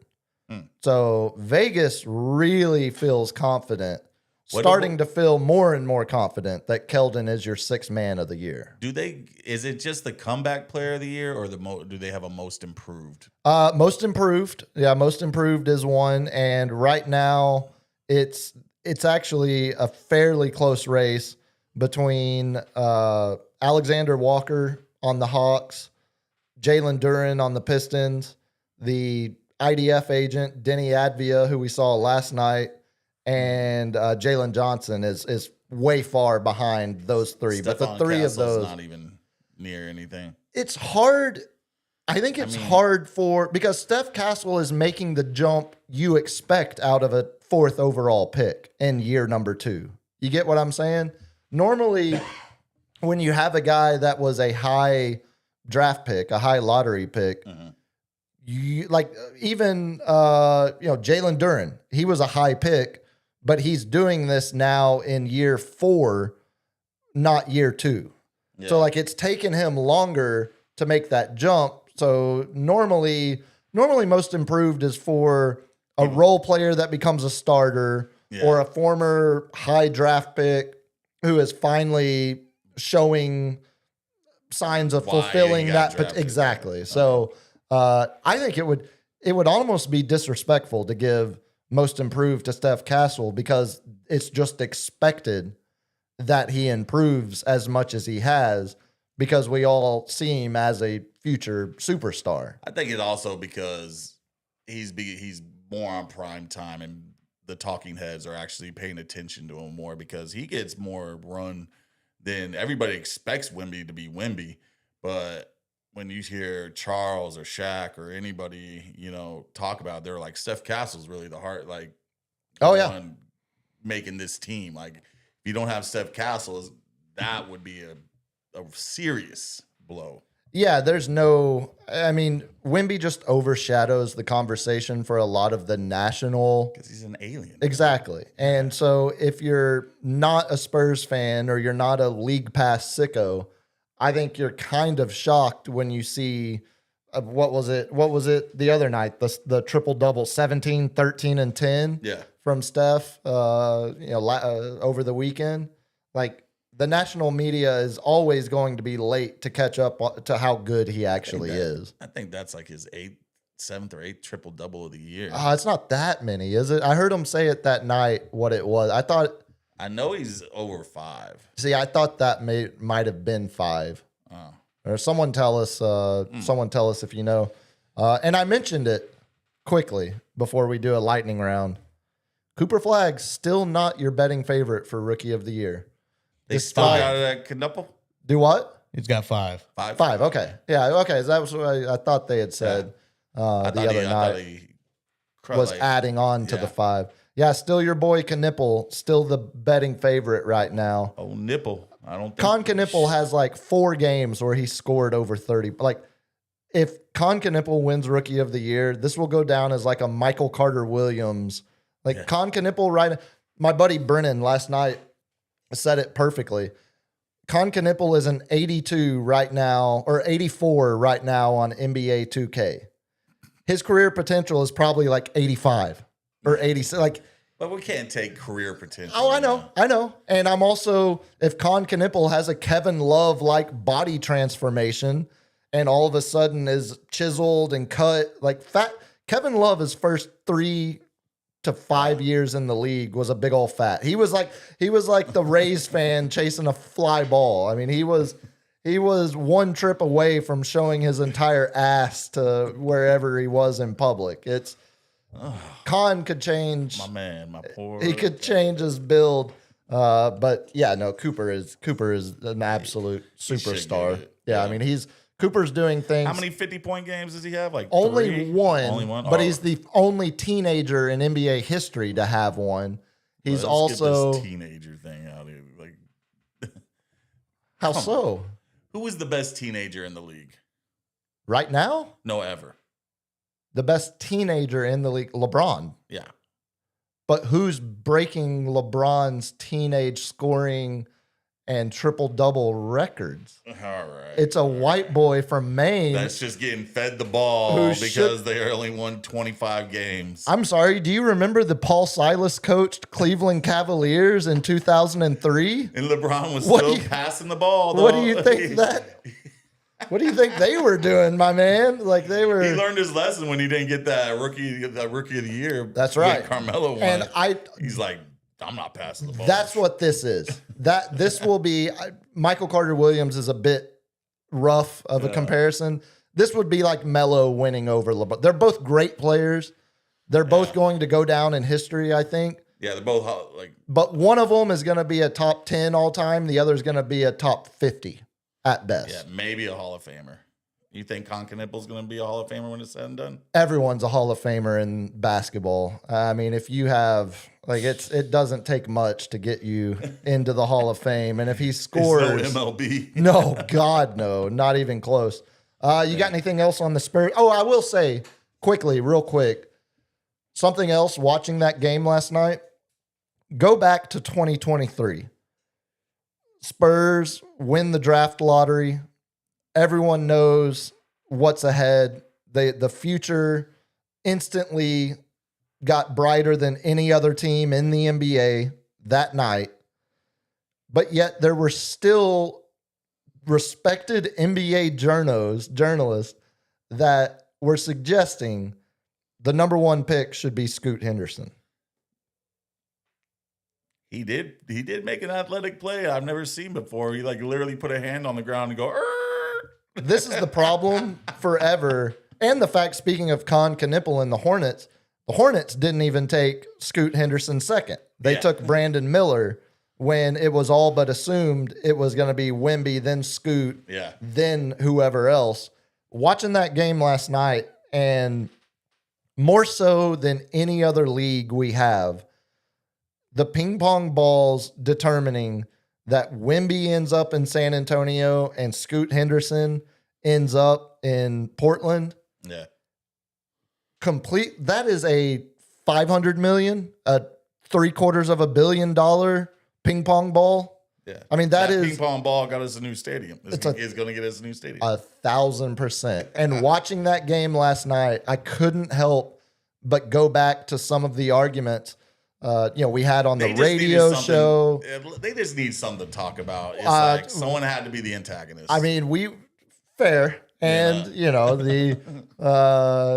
there was certainly some. Because if you talk to them off air, they would have been like, "No, Wemby's going to be better." Well, I think if you were honestly concerned about the history of a basketball player with Wemby's frame and size, if that was your reasoning, that at least had some level of, okay, that stops and makes me think. Yeah, but you got to take that chance. But you got to take that chance. Exactly. 1,000%. And, just watching that game last night. It wasn't like Lamar Odom where he's just over like size. His bones are huge. Like Greg Oden. Well, I've got Lamar Odom on the brain because I just watched that stupid. You watched? Okay. Of course. Let's go to lightning round. We can talk about it. All right, lightning round. Let's talk about Lamar Odom. Now we do need.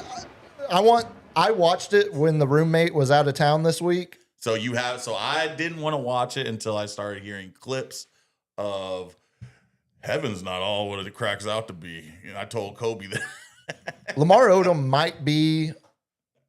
I was like, I gotta watch it now, dude. Lamar Odom might be one of the worst human beings still on this earth. No redemption? Zero redemption. Watch the watch it. The documentary does not give it. It does not go out of its way to give him a happy ending. I'll give you one clip He from owns it. a bunch of like drug rehab centers. I thought there was some redemption. I'll give you one clip from it. When the Lakers won the championship and they were having the parade, he had his kids come out to California for the parade. Mm-hmm. They show up at his house.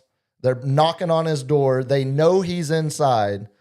He calls the mother of his children, the mother of the children that didn't live with him, but the children that are at his front door, who are there because he told them to come and they could be a part of the parade. He calls her and says, "Hey, you got to tell them to leave. I'm not feeling it. I'm recovering. I'm not even going to the parade. Just tell them to go home." So they're bawling, end up, can't believe what's happening. And then they get to her house. They turn the parade on. And who's riding on that float?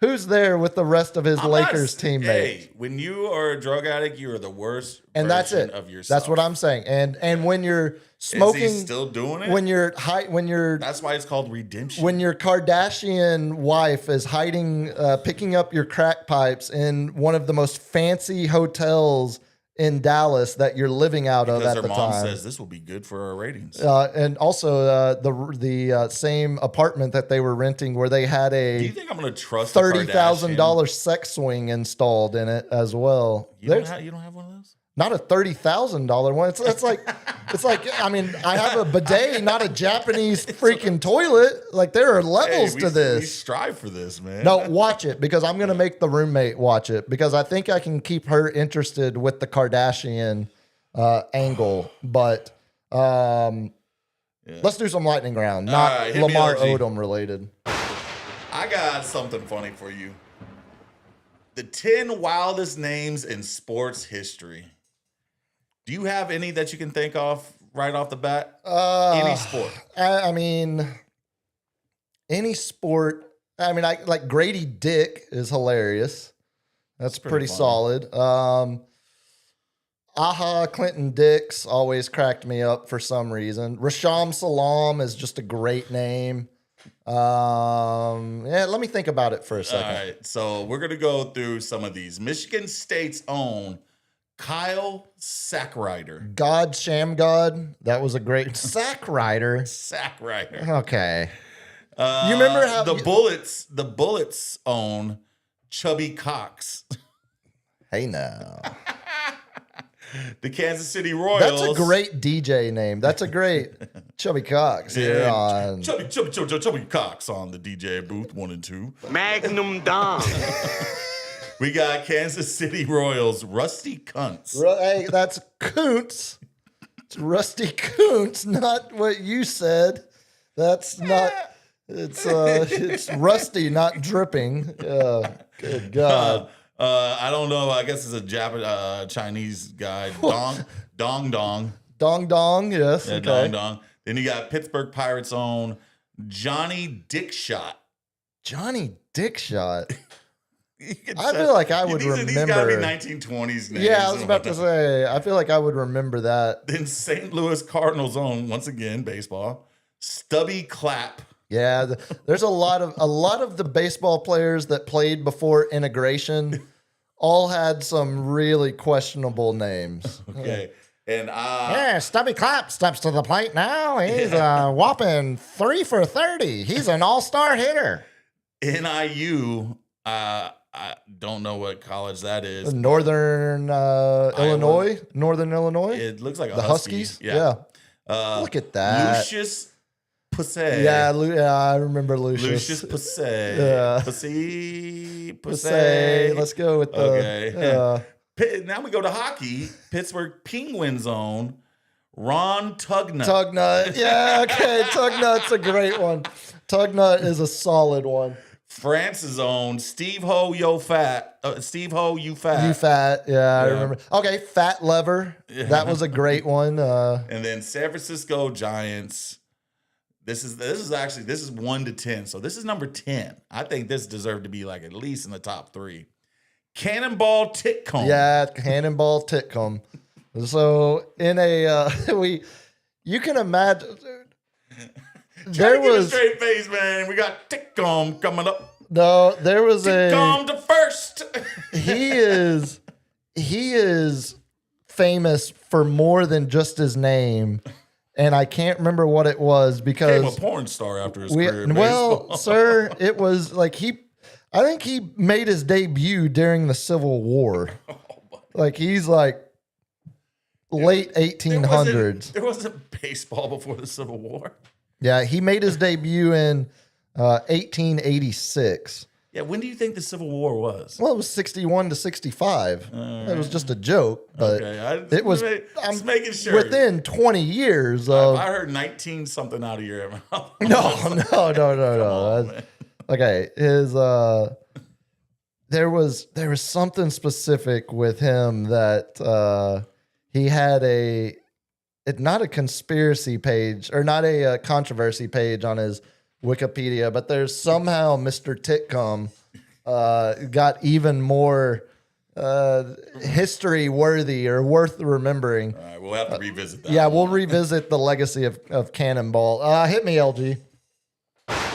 Throw that video of the Chelsea team doctor up there if you can. So speaking of figuring out, doing some research, I need to figure out who this guy is and what is the legacy, what is the lore behind him, because the amount of times I look at him, He's smoking a heater while pushing a. not even just smoking the heater. It's doing the very stereotypical, just hanging out the side of your mouth while you're out there. Yeah, man. I mean, how bad's the injury, son? How are we feeling? Oh, you're. But as they say in England, smoking a fag. Yeah, he is. He's wheeling the stretcher out there with the cigarette just hanging out the side of his mouth the entire time.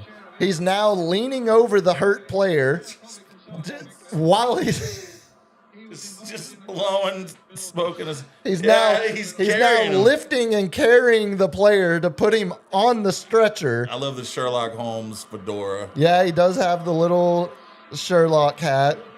And the cigarette, his hands never touch the cigarette, but the cigarette never leaves his mouth. Unhealthy. This guy is one of the most iconic humans in Chelsea history. I am ashamed If I to touch say. the cigarette, it desanitizes my hands. That's right. My hands are great. I can carry this busted player onto the gurney as LG has froze it there with all of these people are so tight next to each other, and he's just got this heater burning. It looks so fake. It looks so out of place, but so spectacular. All right, hit me, LG. I'm gonna go. Now we're gonna go with stats. Love it. Most 50+ point games in NBA history. Let's see. If Wilt. That's number one, of Yeah. course. How many do you think it is?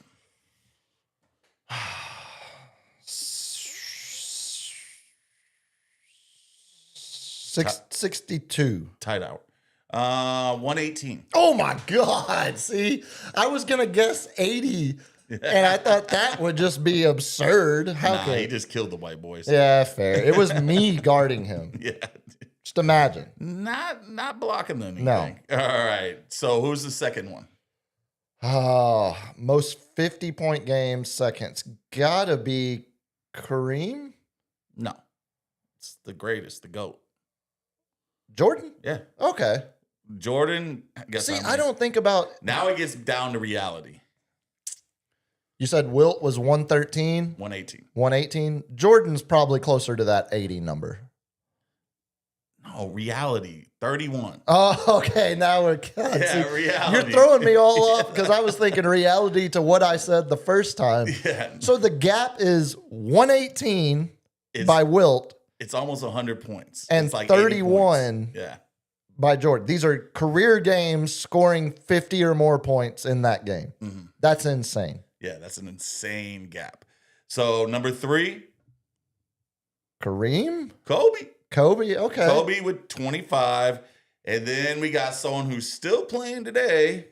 LeBron. We talked about him earlier. Harden. There you go. Yeah. It's tied with Kobe, 25. Wow. So James Harden has as many 50-point games as Kobe. And he's probably, well, no, he's not going to finish Free throws. with more than Jordan. And three-pointers. All right. Heavy three-point. Number 5's attempts. another Laker. Look, If you keep saying I'm tired Kareem, of he's guessing. not even on the list. Okay, so the leading scorer or second leading scorer in NBA history was just consistent and not Jerry West. Elgin Baylor. Elgin Baylor, With okay. 17. Yeah. So now we're dropping off into the teens, and that's where all these other ones are in the teens, just like how Epstein liked it. Number 6. I was told they weren't friends. There's nothing to see there. No. The case is closed. Interesting timing though. Number 6, he put out a rap album. Dame Lillard. There you go. Hey. Number 15. Number 7, Warriors. Steph. All right. Number 8, Warriors. Clay. Rick Barry. Oh, even further. Yeah, Yeah. Clay doesn't have 15 and 14. I wonder how many Clay has. Number 9, who thinks he's the GOAT? LeBron. Yep, Okay. 14. Okay. And number 10, changed the fashion, the trend, the Oh. look of the NBA. And made the NBA adopt a dress code. I'm assuming we're talking about the same person. Georgetown's own Mr. Allen Iverson. With 11. Okay. You know who's not on that list?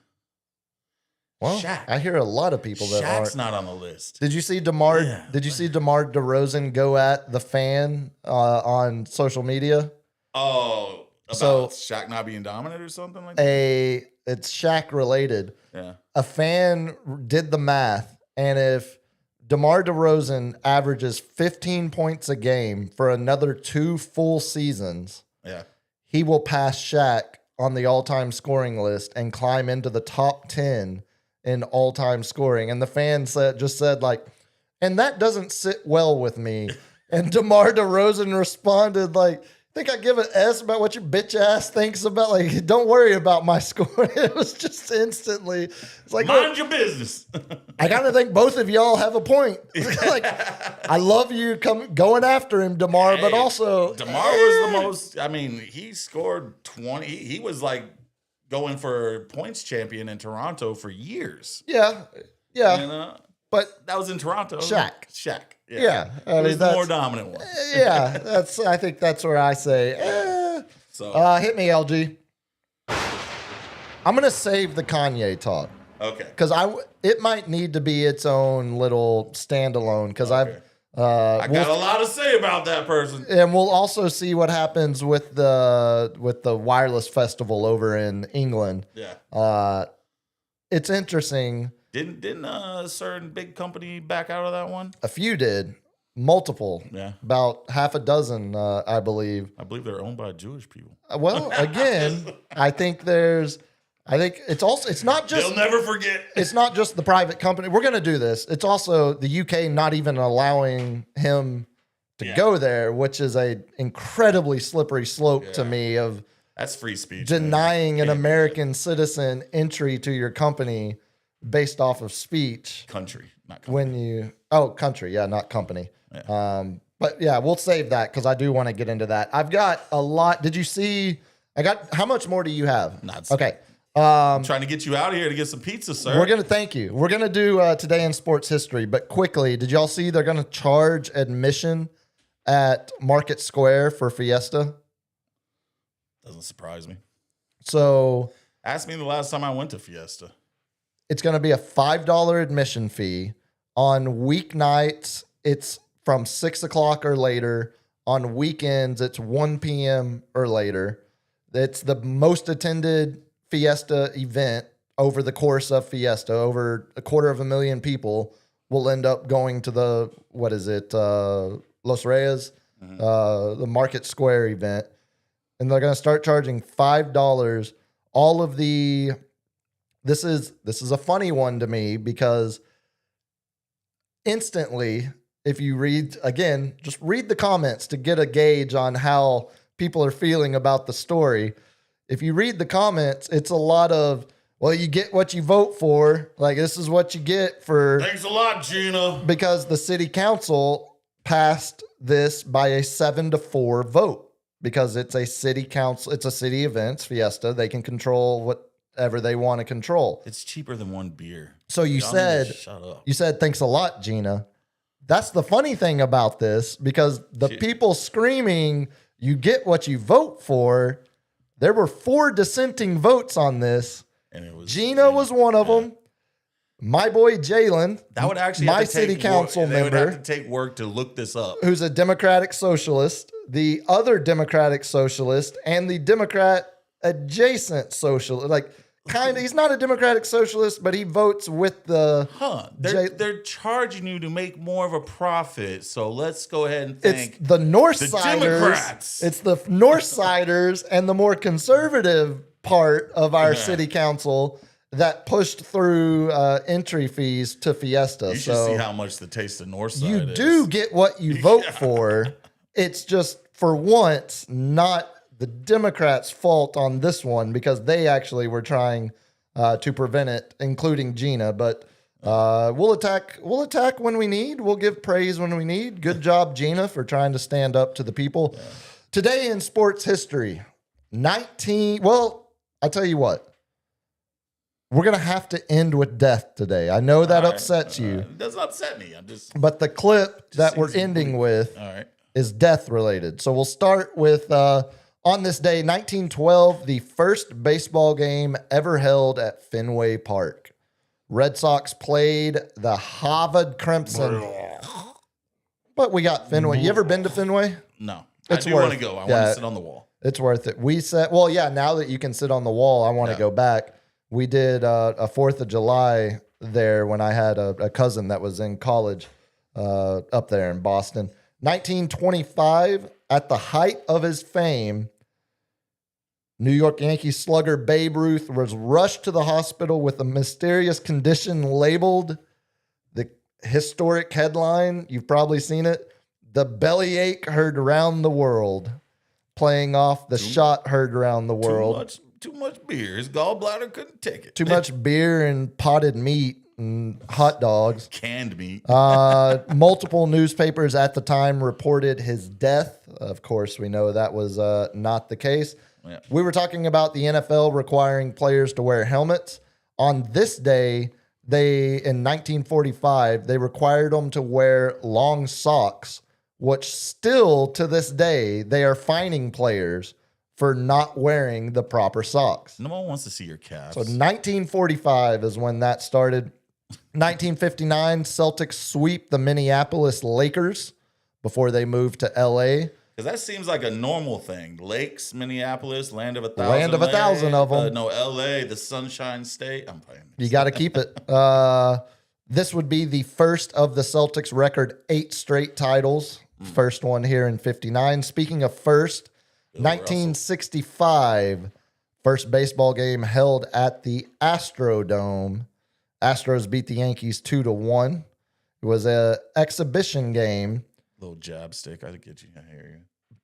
But setting a record was Yankee legend Mickey Mantle, where he became the first baseball player to hit an indoor home run. President LBJ and Lady Bird were in attendance. 1978. This was the I was thinking of Hank Hill and Lady Bird. Lady Bird. Well, that's Dog. where I was like, see a dog can go to a game. we don't have time for the dog argument. 1978 was the iconic historic day where Gervin and David Thompson both are going for the scoring title. David Thompson scores 73 early in the day. Iceman realizes what he needs to get. He goes out and scores 63. He had 33 in one quarter during that game. Iceman ends up winning the scoring title. 1981, a young unknown rookie named Fernando Valenzuela makes his NBA debut. Had to be the opening day starter for the Dodgers due to injuries in spring training. He ends up going on to win both Rookie of the Year and the Cy Young that year in 1981 as a rookie. 1987, for the third time already in his career, Wayne Gretzky scores 7 points in a Stanley Cup game. Stanley Cup. In a Stanley Cup final game, he had 1 goal and 6 assists. 1989, Mike Tyson beat the hell out of that parking attendant who asked him to move his car. That was a fun one. Yeah, the balls on that parking attendant. Yeah, that's what I was about to say. You kind of should have known. You're not getting paid enough, sir. Yeah, you kind of should have known what could have happened. The boss is like, yo, go tell Mike Tyson to move his car. And I'm like, no. How about you go tell Mike Tyson? No. Also in 1989, Ricky Henderson steals his 800th career base. Best to ever do it. 1990, Don Mattingly signs a record-breaking contract, a 5-year extension with the New York Yankees. Guess Never won that chip. the money. 1990, 5-year extension. 15 million. 19.7 mil overall, basically $4 million a season. Get it, Matt. Speaking of the boys taking their tarps off at the Rockies game earlier, this day in 1993, the first game ever was played in that stadium. Nice. Rockies beat the Montreal Expos, just to tell you how much has changed since then. And then 2017, 81st U.S. Masters, Sergio Garcia finally gets his Masters win, beats Justin Rose in that sudden death playoff. Both were tied at 9 under, his first, not just Masters, but first major. I wonder if he had fried In his chicken for career. his dinner the year after. As Fuzzy Zeller reminded people of what Tiger was probably going to serve, I believe. No, that was Sergio Garcia said that. No, that was Fuzzy Zeller that made the fried chicken. You sure? Unless Sergio He said it too. repeated it. Yeah, it was Fuzzy first. I'm sure there was a lot of people who probably said that. Yeah, I was about to say it wouldn't have been. I remember Sergio getting hammered for that. Okay, yeah. You're right. Sergio, it was Fuzzy first, Yeah. And then Sergio did it again in 2013. Yeah. Fuzzy did it back in early 2000s when Tiger had won, 97, 2001, 2002? Yeah. And that was when Fuzzy said it originally. And then, I'd forgotten. Man, screw Sergio Garcia. Dump all this. We're not. I was like, why are you praising Sergio? No, we're keeping him off the run sheet. Birthdays. Do you know who Curly Lambeau is? Sounds familiar. Of course you do. That is the Hall of Fame running back and coach, the first coach and founder of the Green Bay Packers, Lambeau Field. Wow. Curly Lambeau, born on this day, 1898. Of course I knew him. We mentioned Seve Ballesteros and Rory's moving up the list to potentially pass him. Seve was born on this day in 1957, won the Masters in 80 and 83. And then finally, we're going to end with this because I've got multiple deaths that we've got to do a little mini investigation on. LG, go ahead. Save that video I sent you. We're going to do that one last. First one, dead from a stroke on this day at 61 years old. Pittsburgh Pirates great, the Hall of Fame outfielder, first baseman, 7-time All-Star, member of the We Are Family Pirates World Series teams, the great Willie Stargell. Dead on this day. I haven't heard that name in forever. It's been a while, right? Yeah. Do you remember the name Nick Adenhart? No. Nick Adenhart died on this day in 2009 at 22 years old. Whoa. He was a pitcher for the Angels, and I had completely forgot about this because when I think of Angels pitchers dying recently, I think of Tyler Skaggs and the drug ring they had going amongst the pitching staff. I had completely forgotten about Nick Adenhart. Adenhart made his debut with the Angels and won his first start, and that night was hit by a drunk driver and killed. God. This was back in 2009. He gets called up. He had spent 3 full seasons in the minors. Again, he's 22 years old. Like, he was one of their big pitching prospects. He gets called up, earns a spot in the Angels rotation in spring training, makes his first career start, wins it, and then that night he's traveling in a Mitsubishi Eclipse with 3 other people, and they are hit by a drunk driver who runs a red light and cuts his life and career far too short. 2010, this name's going to mean nothing. It's Zoltan Varga. Okay. He's a former Hungarian soccer player.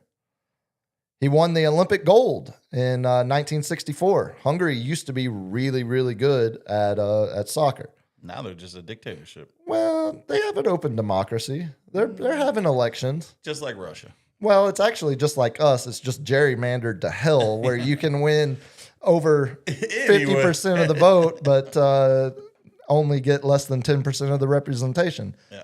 This guy, I mention him because I'm surprised this doesn't happen more often. With all these old timers days or alumni games, the Dallas Stars just had their alumni game last weekend where all the old players all come back. They play an exhibition game after the Stars play an afternoon game. They do it every year. Well, on this day in 2010, old Zoltan died on the field at 65 years old playing in an old timers game. Have a bunch of old people running around on the pitch. Not a good idea. Not a good idea. I'm surprised. It's a good thing, but I'm surprised. Got to stay young. We somehow don't see that more often. Quickly, on this day in our show history, I missed it on Tuesday night. We had done a show. This was the post NCAA championship show this week. Obviously, last year we were unveiling your Yankee Minute. Yeah, buddy. This time last year, It's a classic. we were talking about Alex Ovechkin breaking Gretzky's goal scoring record. I was teasing my full Luka thoughts from the trade, which I would end up recording with my buddy Toby. But on this day was the day Toby and I released the Luka episode because it was the day he had returned to Dallas Oh, buddy. for the first time. But lastly, the last death on this day before we get out of here, 2022. This was how former Cowboys Hall of Famer Gil Brandt described the passing of a former NFL quarterback in the cave. Scouting standpoint, you analyzed him over the years at Ohio State and coming into the league with the Washington Commanders and then going to the Pittsburgh Steelers. Obviously, it's a terrible tragedy, and what wanted your thoughts on that, and also on the player because you did chronicle his career very closely. Well, Dan, I hate anytime anybody is killed or anybody dies. But he was a guy that was living to be dead, so to speak. They told him don't under any circumstances leave school early. You just don't have the work habits. You don't have this. You don't have that. What did he do? Left school early. I always can remember this. We invited players to the draft, and he was one of the players we invited to the draft. And we were told no. We're going to have our own party. Gil Brandt is the architect of the Cowboys super teams in the 70s. He's the reason the Cowboys are America's team. Bowling alley And he got his for his party. today. It was always something, It's one of those things. I'm never offside. But they keep calling me for offside. Oh, my God. That's what it is. So, it's a tragic thing. Anytime anybody dies, it's tragic. And especially when you're 24 years old and you got your whole life ahead of you. But maybe if he'd have stayed in school a year, he wouldn't do silly things. I mean, when you're jogging on a highway, on a road like that, that leaves it open because I tell you, it's so... Guy has 2 drinks and he's just a little bit to the right side of the road and gets hit and killed.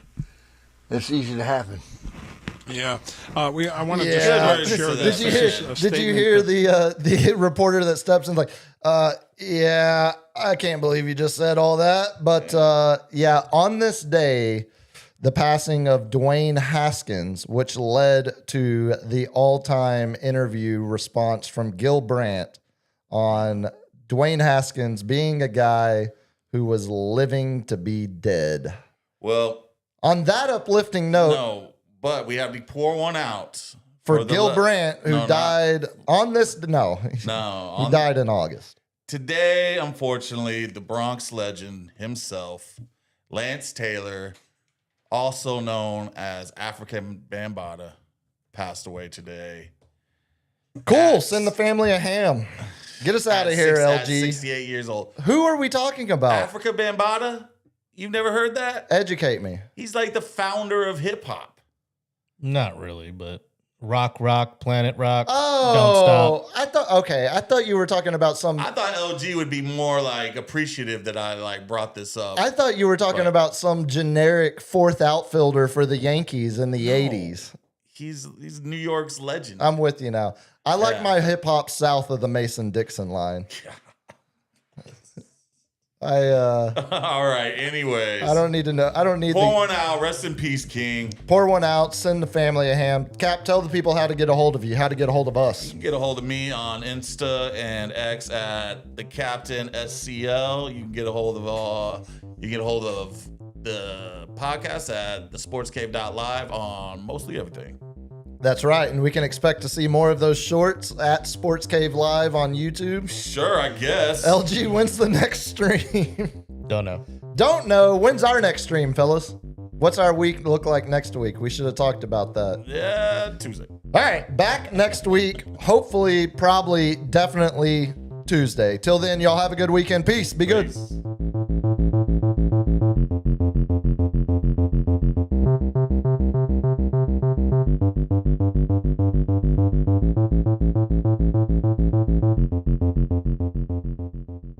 Kids, what do we say about drugs? Only